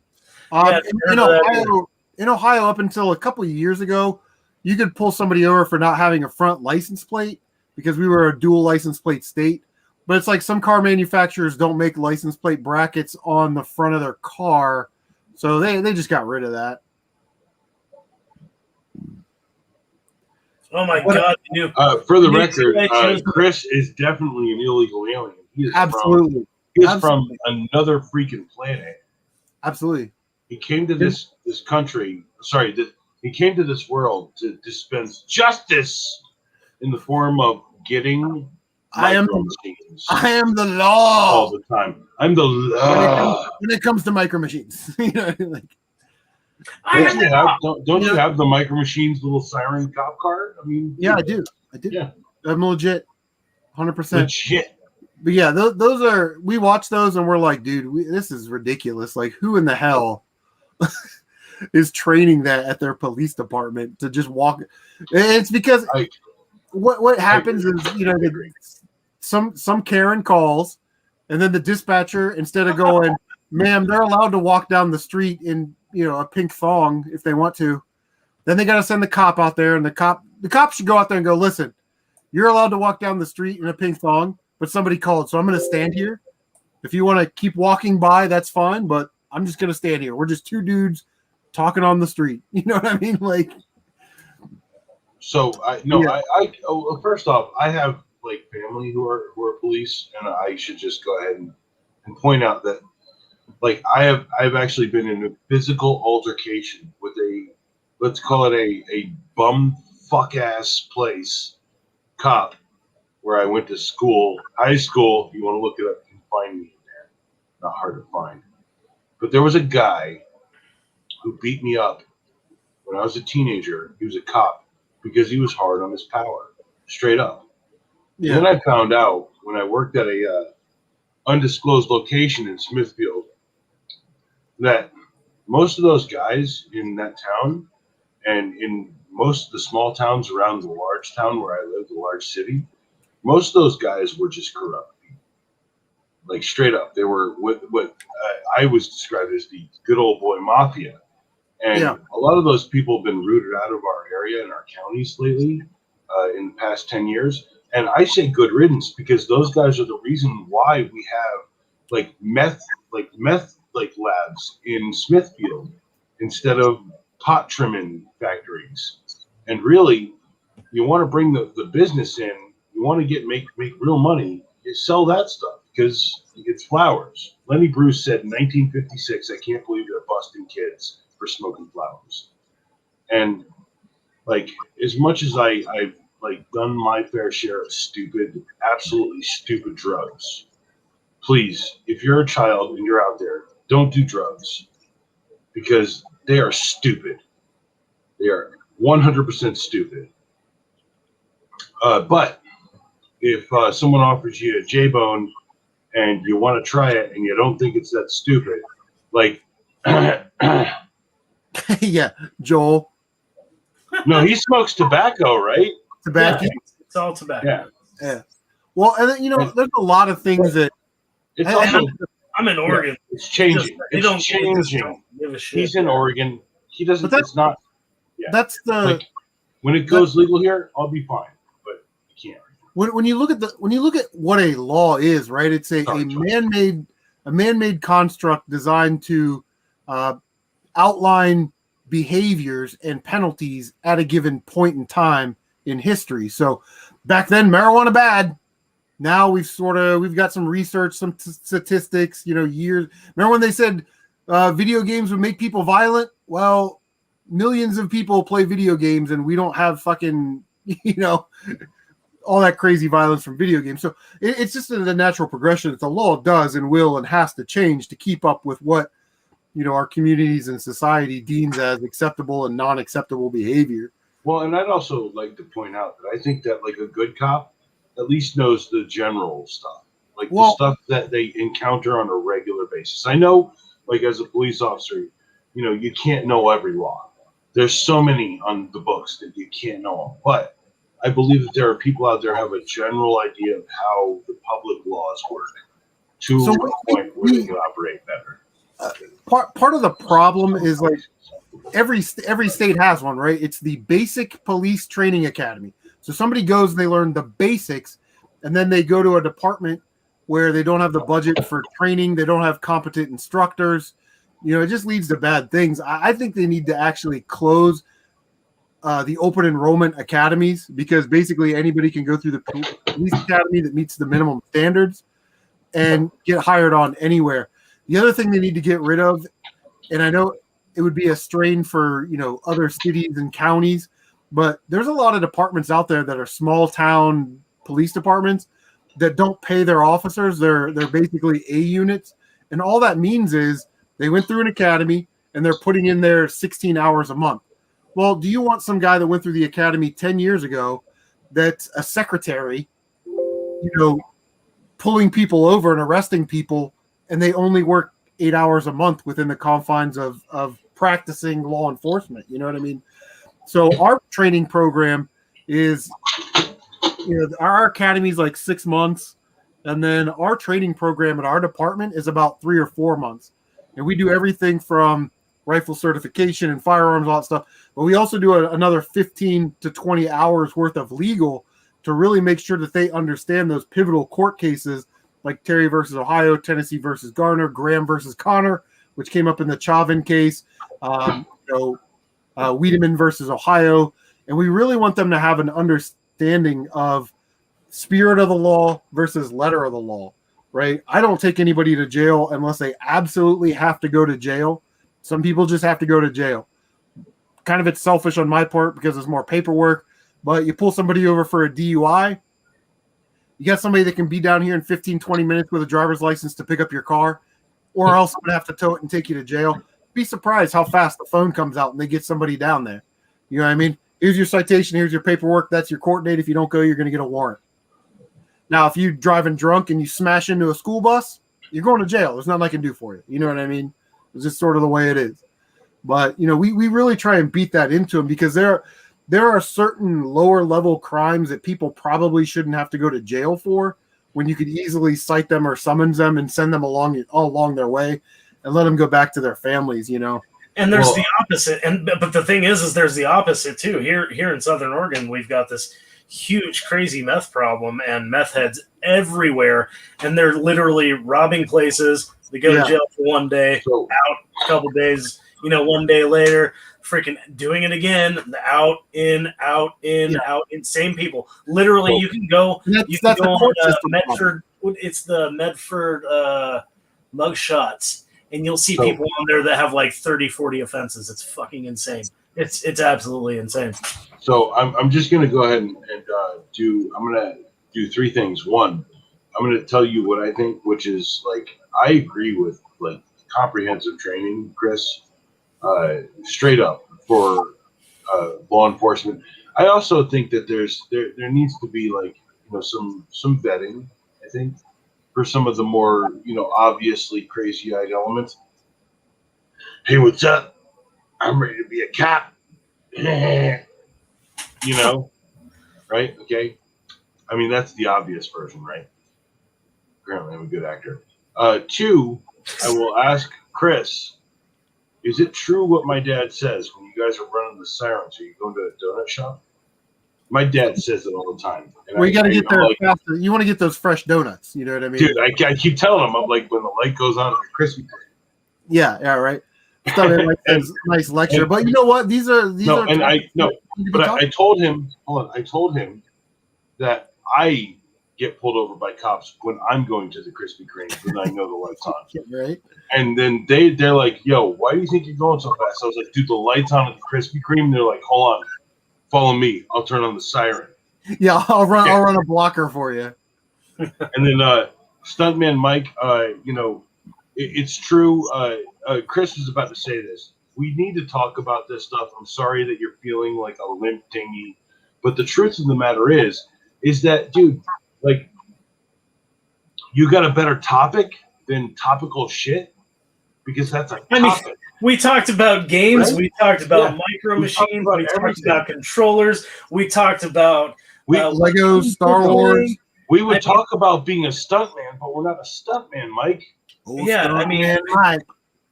It's one of my favorite YouTube names, actually, because I love that movie Death Proof, that Tarantino flick. Love it. Just occasionally, there's going to be conversations that no matter what, they're going to lead to some serious conversations. We could talk about, this conversation could have came from talking about Astral Chain because they're cops. You know what I mean? It's going to happen. Hey, there's cops in Final Fantasy VII. We could have been talking about Final Fantasy VII. Yakuza Like a Dragon. No, Yakuza Like a Dragon. One of my party members is an ex-cop. There you go.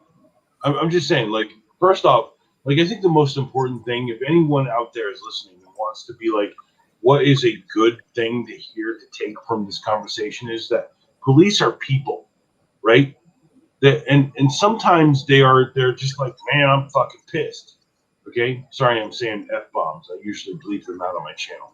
But, like, it's more than an hour in. We're good. Anyway, but, like, cops are people. People are people. Okay? We understand, like, cops are frustrated. We understand, like, idiots are frustrated. But, there's a convergence, serious convergence between idiots and cops. And I think that there are things that people are saying here, and there are things that people are saying here, and they all need to meet there, right? Where it all makes sense for cops. I mean, and when I say cops, I mean, like, I don't want to sound, like, derogatory. I want to say, like, police and people who have dedicated their time and their effort and their careers to making our lives better and to protect and serve. And I think that's more noble of a cause than, I don't know, me being a jackass and making videos about video service, civil service in general, whether it's police, fire, EMS, that kind of stuff, is really one of those, like, last sort of bastion things where some dude that graduates high school that wants to go into public service, they can get an entry level position, work themselves up to the whatever level they want to go to. They can have a retirement at the end. It's really a blue collar working man's kind of profession. But there are a lot of messed up things within the profession and outside the profession. We can only control what goes in within our little bubble. And if we don't get better at it, and we don't get better at it real fucking quick, we're gonna have some serious problems. We need to change that terminology, defund the police, because who would rather me tase somebody than shoot them? I would, but I've never worked at a police department that could afford tasers.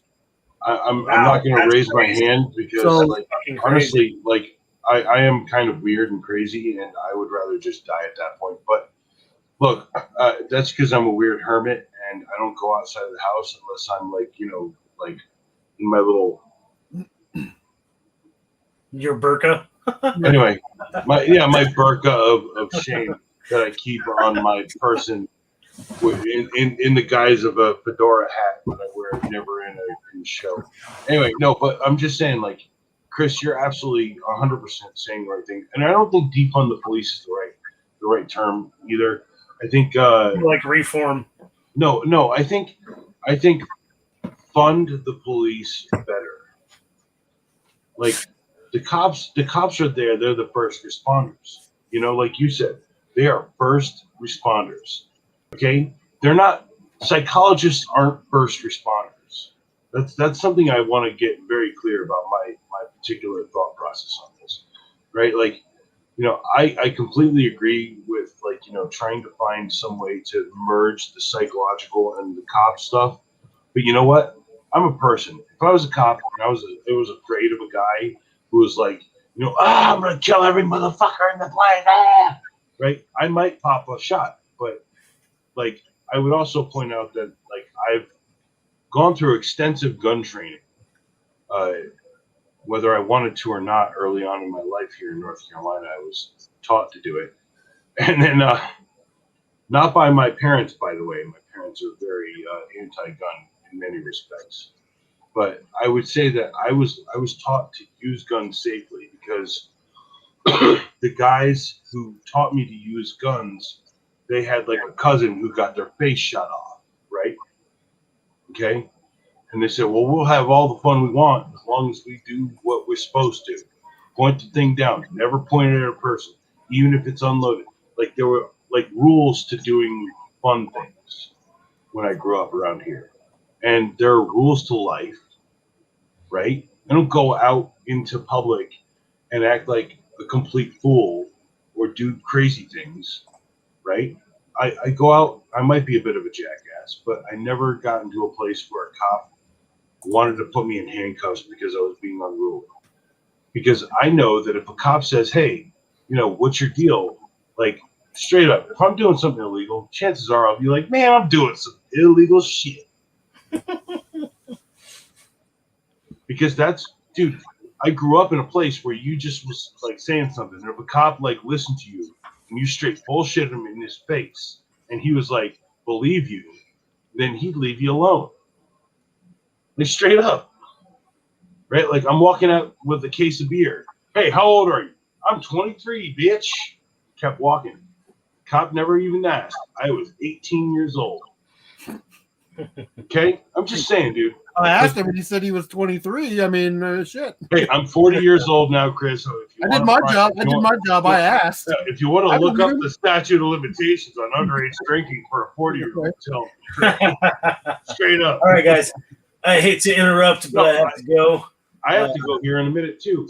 No offense. No offense. Not offended by the topic at all. No, I want to ask you one thing to break the ice. Break the ice here, right now. If you could pick one Wii game that you would never be able to live without, what would it be, Nintendo? Muramasa the Demon Blade. Ooh, that's a good one. Castle Shikigami 3. Ooh, that's a good one, too. House of the Dead 1 and 2. Yeah, that's a good one. I actually need that. Dude, I found that the other day at the local game store, and it had a fucking printed cover. I was pissed. I would have bought it. Dude, the game's I almost did, but because I have that right here. I have that like white gun that you can just clip the Wiimote into. Oh, no, hold on, wait. You have Yeah. I have it over here. Games like that are the quick shot. I'll buy them because you know how many times you go to a garage sale or you go to another thrift store or something and they have the case and the manual and you're like, how much is this? You know? Yeah, you never know. Yeah. I might actually go back and get it. You know, it's crazy that I also missed there. Yeah, that's exactly the one I have. You know what I also missed there was Trauma on Wii. And guess what? I was looking up the Trauma Center games on price charting. And, dude, Under the Knife 2 on DS is worth like $50 all of a sudden. Oh, yeah. Yeah. There's a lot of DS games that are worth some fucking money. The DS market is absolutely insane. right? Atlas. Yeah. Right? Oh, yeah. But if you look at all the other ones, the next closest down is Trauma Team on Wii, which I still need, and that one's like $30. And then after that, all the others like $10. They're cheap. New Blood is $10. Yes. Yeah, and also the other one, New Blood and Second Opinion is also like $10. So, okay, I will ask you one more absolutely frivolous and vicarious question. If you could go back to your childhood and get one toy and make it perfect, what would it be today? Like, make it perfect today, what would it be? You mean like make it better today? No, like go back to your childhood, take your most favoritist or most like wonderful thing with 2020 vision, hindsight, pick it out, make a perfect version, and have it like new and packaged or whatever today. If you could like restore that vision of you going to the store, getting the package, like smelling it, whatever, right? Okay, I'll go first. I'm not a huge I like Transformers. I'm not a huge Transformer guy, but I remember I was at my aunt and uncle or my grandparents' house, and my aunt lives there, and we went down to like the little corner store, small town America corner store, and they had a Gen 1 Optimus Prime in the box. You know, they had like a couple of them, and I forget what they retailed for, but I was like, damn, that looks so awesome. So if I could go back and just buy that and keep it in a time capsule and open it up today, man, that would be great. But are you talking toys that we did have or didn't have? Did have. Oh, did have. So you got to change your answer. You got to change your answer, CM Retro. Okay, well, did you not have a Gen 1 Optimus Prime? Everyone I know did. I didn't. I had Weirdo Transformers. We didn't have a lot of Transformers. We got a lot of He-Man and a lot of G.I. Joe because they were cheaper. Okay. So our parents were definitely volume buyers. I did He-Man too, actually, now that I think about it. I had and my parents actually knew that I always liked the bad guys, which was kind of cool. And they had only gotten me the bad guys from He-Man. So I had the skunk guy, and I had Cops and robbers. The dude that had the eyes pop out. Yeah. Sorry. Well, I guess my two would be I had a bunch of Air Raiders. I don't know if anybody remembers the Air Raider toy. I do. Oh shit! I had the base. Crap. Right here. I had the base, and I had a bunch of the small vehicles, and that's always something that if I ever saw that at a garage sale or something, I'd lose my mind. That's them right there, buddy. Air Raiders. Those are the dudes with the little air bladders. Those guys with the missiles. Those guys look a lot like Starcom dudes with the magnets on their feet. Starcom was smaller. Dude, smart. Oh, are they smaller? Yeah, Starcom was awesome. If it wasn't Air Raiders, we had Torpedo Run when I was a kid, which I have.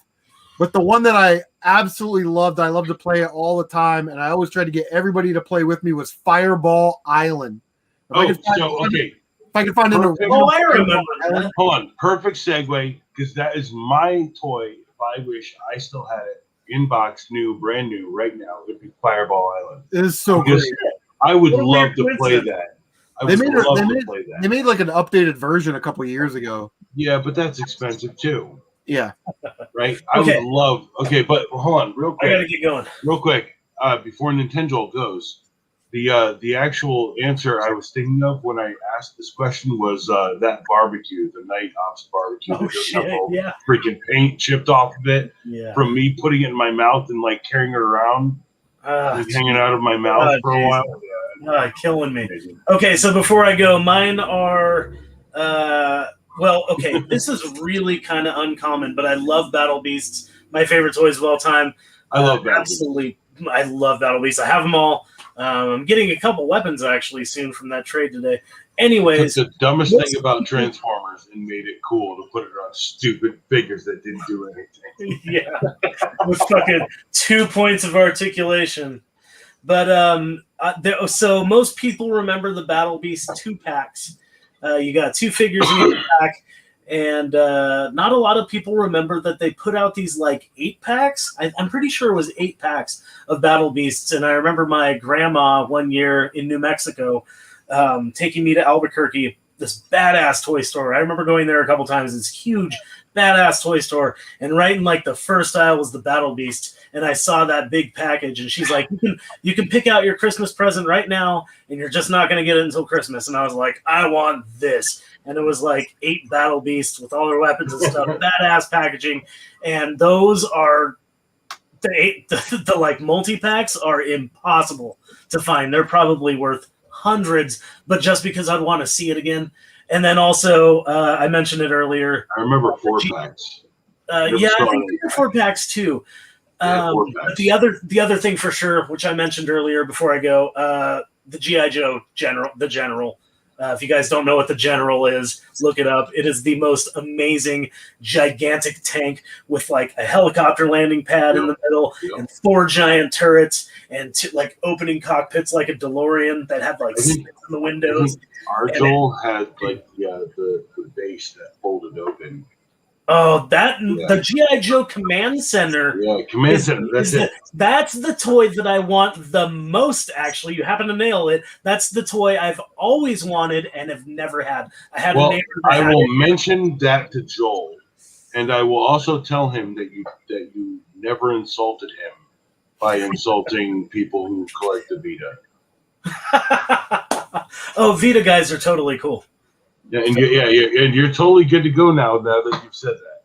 Yeah, they're totally good. They're not opinionated at all, for sure. I think he was actually looking to sell it, so I will let him know. Oh God, but how much would that be to ship? Jesus. Dude, hey, I will actually, if he can work out a deal with you, I will ship it for free. We'll just see about that, because then I'm going to have to pay you back. God damn it! All right, let's do this again, guys. You won't. No, you won't. I will pull the Chris on this one. You don't have to send me shit back, because I don't care, dude. You see all this crap? I have? I'm already dealing with boxes. I can't even walk around this giant room I live in. Same. Look, that behind me, my closet back. I can't point. Which way is it? This way? That way? Dude, right there, and everything above it is literally all the stuff I have to trade and sell. There's one. Don't act like you don't know the way back to the closet. This thing of shoeboxes over here. This thing of shoeboxes. This is a stack of shoeboxes for New Balance shoes that I wore in my 30s. Okay, I have a beard. I'm a white guy who's kind of chubby, and I have a beard. I wear New Balance. Chill. Here's those shelves that I haven't put up yet. You just described to me minus the New Balance. Here's a whole stack. What was it, Rockport? Because then you're even older, dude. By the way, that's what I wear now. I recommend Rockports. I have this whole stack of just like weird miscellaneous boxes and facts and stuff. Dude, behind this chair, dude, you see this? That is all of my Toys to Life collection, right? That is a stack of Toys to Life bins this tall in my life. As tall as a freaking recliner, okay? We know what we're doing with our lives. We're adulting. We're adulting, right? God damn it. We're adulting so hard. Stuntman Mike, all right, I gotta go, guys. I know guys in the darker parts of North Carolina who'd buy her. I'd trade my old lady and sell her ass if I could. Okay. On that note, I'm going to take off. We love you, Joel. Take it easy, man. Have a good night. Who was that? Stuntman Mike? Stuntman Mike. Is he not hot, or is there just not a market for it in your area? Like something like that, yeah, right? All right, later, guys. And I was about to say, he must live in San Francisco or something. I don't know, maybe. Dude, I honestly wish I lived in San Francisco. Not so, me. I do want to run through the list of people who have dropped in before I dip, because I do need to dip. It's like 2:50 in the morning. Yeah. I'm not going to be here until 5 in the morning. I got a Goodwill and a GameStops to hit tomorrow to get Series 3 blind bags. Well, I was about to say I need my beauty sleep for Wednesday, when I'm either going to buy, hopefully, a Series X or a PlayStation 5 at the Best Buy, where a buddy of mine lives. So, yeah. I personally want to shout out Nintendo. I told him to come out here and freaking video chat with us tonight. Yeah. Because I knew you'd let me in. That guy sucks. He's not allowed back. I'm glad you always let me in, Chris. Like, Well, I know you will. I It's know you one. will. It's one thing to have like, friends or people that you associate with on YouTube, but when you're doing a live stream, the worst thing is dead air. You gotta have people, that can come in here and talk about whatever. If we're talking about G.I. Joes or whatever. So I'm here to show my junk, right? Yeah, you're great at that. Nintendo can talk. Captain Retro. Captain Retro can talk for hours, bro. Oh my god, that guy is a chatterbox. I love. And if he can't, he'll just grab a guitar and start playing on his live stream. It's crazy, but Pixel Game Squad. Always enjoy having you in. I actually haven't had Aaron in. Pixel Game Squad came in, and I'm so glad because those guys seem like they could just talk about retro games for hours and hours. Yeah. And I know that they have kind of an aligned branding, right? But like I know we curse here and there, and they don't. But like I'm saying, I'd love to sit and just talk with Aaron and pick his brain about games and stuff. Like just I will like start coming up with a random questions to look up. Well, the beauty with StreamYard is we actually don't have to go live. I can set up a StreamYard and have a live stream going on, and I can just send you the link to it on Facebook or email it to you, and you can jump in, and we're not live. That's cool. That's when I had Tommy and Smash JT on, I emailed them and Facebooked them the link. They jumped in. We chit-chatted for about 15, 20 minutes before the stream. I ended the stream, and we talked for about 15, 20 minutes after the stream. By the way, about Jeff and Tommy, I commented on a video, and Tommy actually hit me back. One of Smash's videos. I said, look, Smash, you want to smash it, smash it. He's got a giant mouth for that, right? And then I said, Tommy deserves a good launch, 100%, right? Like you look at me, I'm the most cynical dude ever, and I want to see Tommy's shit happen. Yeah, I do too. Dude, he is a talented dude. He has a passion and a dream. And anyone who wants to talk shit about having a passion and a dream, then they're just dead inside. They're haters, man. Bunch of haters. Well, I wouldn't even say haters. I think most of them are just dead inside, bro. Right? Like you need to like breathe life into your own existence, and that's something he's doing. Like even if he spent $1 billion and it came to market,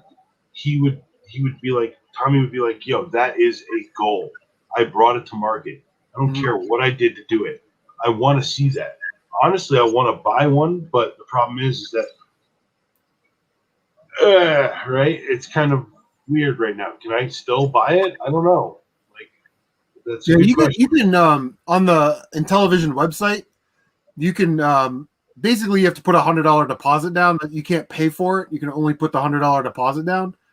But the one at GameStop, and people are shitting on the one at GameStop, the Galaxy Purple. You can pre-order it, and if you pre-order it, you can pay it off or do the pre-order thing that GameStop does, whatever the minimum is. But with the Galaxy Purple one, you get a $25 Amico online card, so you're really paying $275. So if the regular one's $250, you're paying $25 for a special edition. Okay, I mean I paid almost $200 for that Last of Us box back there for a special edition instead of I paid 3 times as much, and you're getting a $25 online card, so you can buy a T-shirt, you can buy games, whatever it is. So that console's not really $300, and people are shitting on it. But well, I mean, for whatever it's worth, $300 isn't really a lot of money. And saying that doesn't make any sense because I could buy a whole season of thrifting game for it. But no, I'd love to see Tommy succeed because I'd love to just go to the store and buy it. I love the idea. Also, the idea of the remote is that the console comes with 2 controllers, which a PlayStation doesn't come with 2 controllers, and the Amico controllers was that Sega Mini. Sorry. Yeah, well, the Super Nintendo, I think, was the last. Super Nintendo and Sega Mini were the last 2. But it also comes with the 6-in-1 game card or whatever they're calling that. Yeah. So I mean, you're getting a game, an extra controller for $250. That's not too bad. Well, and I was about to say, I remember I bought the first Retrocade. I've got it right there. And I'm really interested in the Retrocade verses that they're talking about. right? Like, I think that, like, our space our gaming space can have other companies in it. I think if there's anyone who's gonna do it, who has the passion, has the actual live ability to do it, Tommy. Well, and Tommy's been very generous with his time, but he's also been like going on these channels, but he's also been pretty transparent in, today at Amico, this is where we're at. You know what I mean? It may not be what the answer that you want, but this is where we're at. Well, it's not what Pat wants to hear. That's really Pat made a bunch of money hitting up the Coleco, and he wants to double down on the Amico. Well, I was about to say, I don't know if he like. I think I listened to the last one. He's like, I don't know if we're hating on it all the time. And I kind of agree with that. They kind of just do their own thing. And then they splash it in there like 20 minutes. And I really don't care. Actually, usually I tap the fast forward button on that. Good example, when you and Tommy and Jeff were talking, I actually just popped it into my ear and listened, because you guys are having a good conversation. Honestly, that's part of the reason why I was happy that you let me in last time. You're letting me in now, because I like to have a conversation. I love to talk to you. I think you are a unique person, because that's true. No, you truly have this. I'm not going to call it I wouldn't call it a fatherly thing. I'd say it's like dad, right? Like, you got to say it like that, dad, right? Like, all right. With like a slight right? It's like I realize I'm like, when I'm in the group, I'm the dad, like, straight up. I'm the one saying maybe we shouldn't go throw chairs at windows and break the windows. That's a good time. I'm just saying. No. Thanks for advocating for that, right? Right? No, but seriously, I'm the one who's like, hey, let's just calm down. Let's, talk about it, or let's figure out a better way of making problems go away than throwing chairs at things. Right? I will say, with this Amico, and I want to have Tommy back on in a couple months as we get closer to launch.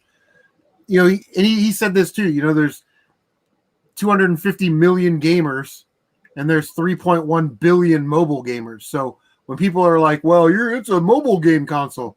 Well, yeah, because there's 2.5 billion more of those people. You know what I mean? But I do think because Karen, soccer mom, isn't going to go on YouTube and talk about how great the Amico is. Yeah. But YouTubers and gamers will. So I think that, Tommy needs almost a small army of us. And I want to live stream it and get it out there. And, but he almost needs us to, again, get a foothold and get it out there, get that video out there. So when soccer mom that doesn't have one wants to look for content, they go onto YouTube, Amico and television review, and they see CM Retro Gaming live streaming it, or reviewing it, and then they go out and buy one. But there's an interesting dynamic to what he's doing, because he's not really competing with Sony, Microsoft, or Nintendo directly. Yes. I mean, there is a little bit of a competition there, but I think that he said, when he went to Walmart and asked them what video game stuff can we get in your store, and they said they wanted something more like the Wii, because they remember 15, 20 years ago when they couldn't keep Wii in, and it just sold it was obviously profitable.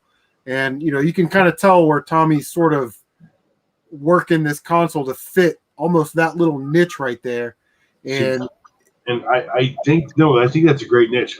By the way, I didn't like the Wii when it came out, but I love the Wii now, because I think the problem is that people who didn't like the Wii never got the thing in their hand.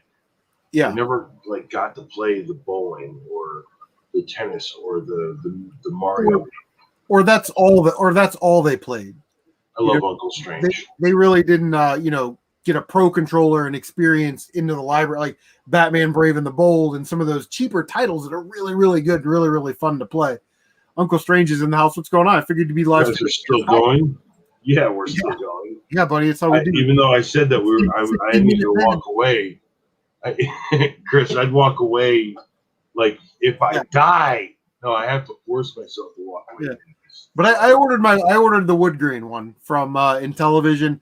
I was gonna get it at GameStop and just pay for it, but the company Intellivision and Tommy, they actually get a little bit more money when you buy it directly from them as opposed to GameStop, and I get that. So I definitely want to support him. So I'm going to get the wood grain one. We're going to live stream it day one. I'd love to get my hands on a situation where I can just give Tommy the stupid money, and then he just sends me the shit. Yeah, the easiest thing to do, like, because I should have backed it early. I'm one of those people that, like, I want to just go to GameStop and pay for it, and then not have to worry about it, and I'll just go pick it up.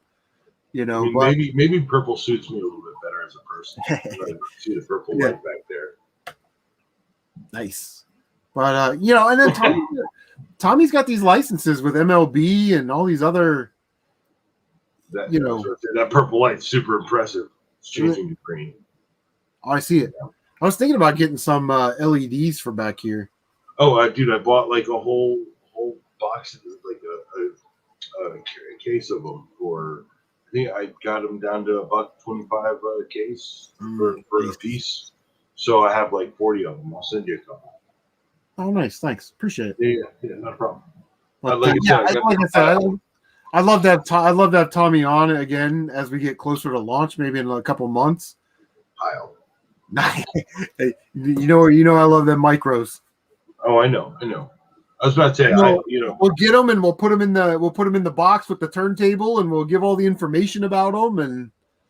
But to get back to where I started, I was surprised that Tommy said anything, because like sometimes, and I've had this problem in high school and in middle school.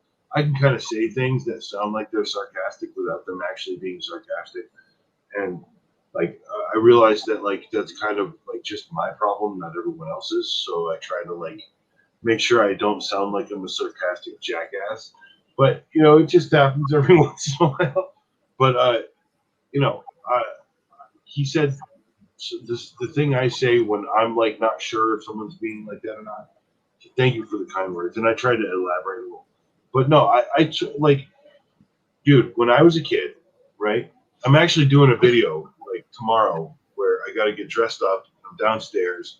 They got the whole thing planned. It's on a tripod. And you're like, here's this beginning shot, and it pans over and it turns down. And then my kid needs to turn on the power strip, turn on the NES and television both at the same time, you know, or one then the other. Like it's like planning, taking, and like that's something like I get, right? Like planning a video, making a video happen doesn't always mean just going out and filming something, which is what we do for the regular show. But like I told you, I was like the video I'm working on that has you in it. Why Mario 3 has staying power. Oh yeah. Okay? I've been like pulling my dang hair out. You can see I'm losing it right now. Right? Pulling my hair out because I'm trying to figure out time lapse, figure out how like the timing so they can put things into the photograph or into the time lapse so that I don't like obstruct it with like light coming in, making sure the shadows are right, you know, making sure that it like doesn't like dim out too hard or too strong. The lights need to be perfect. I was like, oh man, there's a time lapse thing on my iPhone. I'm gonna do it in like 10 minutes, right? Yeah, no, that's so wrong. So yeah. It takes 10 hours. It's time lapse, right? It takes 10 hours. Like, no, so like I've really this year I've gained this appreciation for the idea that patience is more important than a lot of things when you're doing something, and Uncle Strange, yes, I am buying a DSLR camera so I can go take pictures of butterflies and shit. Yeah. I'm trying to upgrade too. I think it's a great year for it. We're getting to that point where hunting is kind of drying up a lot of the times, and we got most of the games and shit that we want. So, this year, I said it in a video, my subscriber base, because of their viewership, I was able to get a mic. Yep. We now have a light box. We're waiting for a turntable. I'm going to get some like panel lights, for the show to kind of clear up the shadows over there by the Hulkster, and, maybe get a lapel mic and, maybe upgrade a little bit. But I downloaded that Shotcut Pro, and I was doing video and video. I did my first video and video today with my Megadan 29 response, And I agree with you, Matt. Like it takes. It took me like 3 hours to learn the software, and then like another 2 hours to add in like 6 video clips and figure out how to cut it down and use timelines. And it was an interesting process for sure. Well, I was going to say that, like, if you ever need any advice about any of that stuff, I actually went to fake college for video editing and video production. So, and then I dropped out of it because they said that they were fake to me, essentially. No, I mean, like, I always follow 3 basic rules. You tell a story, you show good stuff, or you make it funny. If you can do 2 of those things, then you've got a good video. I mean, make it interesting to tell a story. Josh over at Your Player 2. I don't know if you watch Your Player 2. He is. Yeah, I think you and he are both recommended in our channel. Oh, appreciate that. Josh lives like 40 minutes away, and I tell you what, he is one of the nicest people I've ever met in my entire life. He's also one of the few people who has my actual phone number, by the way. I don't have your actual phone number. I'll send it to you. Don't worry, man. It's not that exclusive of a freaking. I mean, if you just want to be friends with Josh, that's fine. You know what I mean? No, but Josh, I'm telling you, I met Josh 2 or 3 times in person. Nicest guy you could ever meet. Like, I literally, I think when I subbed to him, a dude shouldn't call another dude a sweetheart, but he's a sweetheart. He's a sweetheart. No, he is for sure. He's like the nicest dude I've ever met in my life. I'm embarrassed. I subbed to him, and then like 2 days later, I was like, you don't have a lot of mods on your channel, but I can tell you that I will be the best mod that you will ever have. And he has never regretted that. So, I like anytime he's live streaming, I am there watching with an earbud on if I'm doing something. That's how much I like Josh. He's also one of these guys that's like really into video production, and it's got like all the little train tracks that move a camera. You know what I mean? Like he's like real. I actually, by the way, the reason I have that stupid turntable, and I'm ordering the stupid track thing to move the camera, doing all that before I buy the DSLR. Yeah, I mean, there's just so many gadgets and gizmos for AV and video editing and production, man. It's like you get so if someone that doesn't know or is uninitiated, I just get lost in it. You know what I mean? Like I don't know what the. But anyway, all right. Well, you got to go. It's 3:07 here on the East Coast, so we've been going for 3 hours and 30 minutes. Man. Oh wow, dude. We're live streaming beasts. No, you are definitely here on my channel recommendations. I'm putting you between I will put you between Solid Nate and your Solid Nate. That guy sucks. I love Nate. He can do too. I was about to say Nate is. You want to talk about another like? I wouldn't call him a sweetheart because I don't think anyone would appreciate that. No, I'd say you want to talk about a real guy who only talks about how good or bad he can play this game. Like that's the guy. I do want to run through a couple names. We're leaving right now. Retro Tony, AMD Chaos, D2, Video Game Lover 58. Come on now. Brian Trusley, Steve's a good Media dude. Gaming, Geeks with Cash. Sorry. Nick's great. Secondhand Dealer. I don't know you. I don't know if Chris does, but you were very talkative. It's awesome. Tony, Video Game Collector. What's up, buddy? Here's a guy named Jim Steak, and I'm worried if that guy's actual name is Jake because Jim and Steak sound like Jake. And and I worked on that Jake guy in private chat. So, and then so I think we're good except for Gore the Movie God. If you're not subbed to that dude, you need to go and sub to Gore the Movie God. One freaking word, Gore the Movie God. Stuntman Mike, thank you 100%. Stuntman Mike. Video Game Collector, are you guys live? Yes, we are, but we are ending right now. But you get the shout out. That's Tony. That's the legend right there. Tony Morales, the Video Game Collector. Woo! I don't know. The only Tony that I know of personally that I've met in my life who's a legend is Tony Todd. And he played the Candyman. And that man, you want to talk about a sweetheart. He is 6'7" of sweetness. Tony Todd. I don't know if you ever played Candyman. the Candyman from the movie. Yes. I'm sorry, I was getting a link for secondhand toy dealer. Just a link for Joshua, cool. your player too. Oh yeah, Nintendo. There we go. Now you're back. Okay, gotcha. Had to leave. I have to leave. I'm not going to be on live. Actually, Tony sent me a bunch of games like Cinemore EX on PS4, box for Ninja Gaiden. That's one of my favorite pieces in my Nintendo collection, a complete unboxed Ninja Gaiden, because I love that game so much. I wish I could send you Yariba. Or Yaraba. The Ninja Gaiden that no one likes. I think I have that one on the PS3. I have it on the comic book. Yeah, I have it on 360.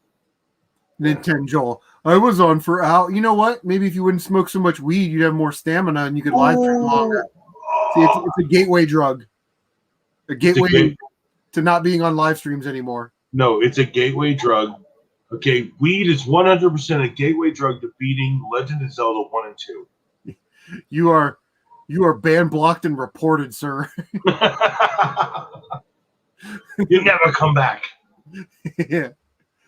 And I saw Joel is bending over in his butt crack. I think that counts as porn.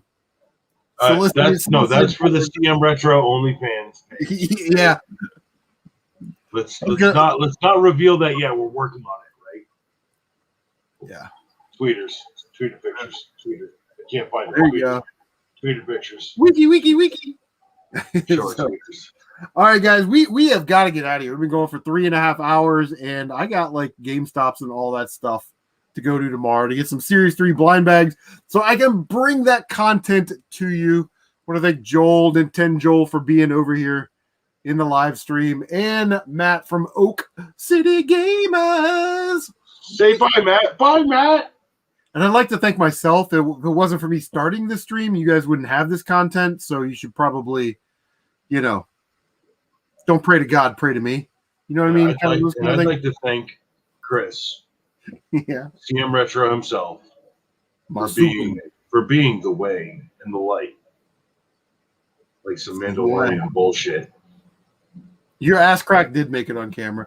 All right, guys. Hey, we will probably see you next week. I'm going to go ahead and end the stream right now. Love, peace, chicken grease, and no fighting in the streets.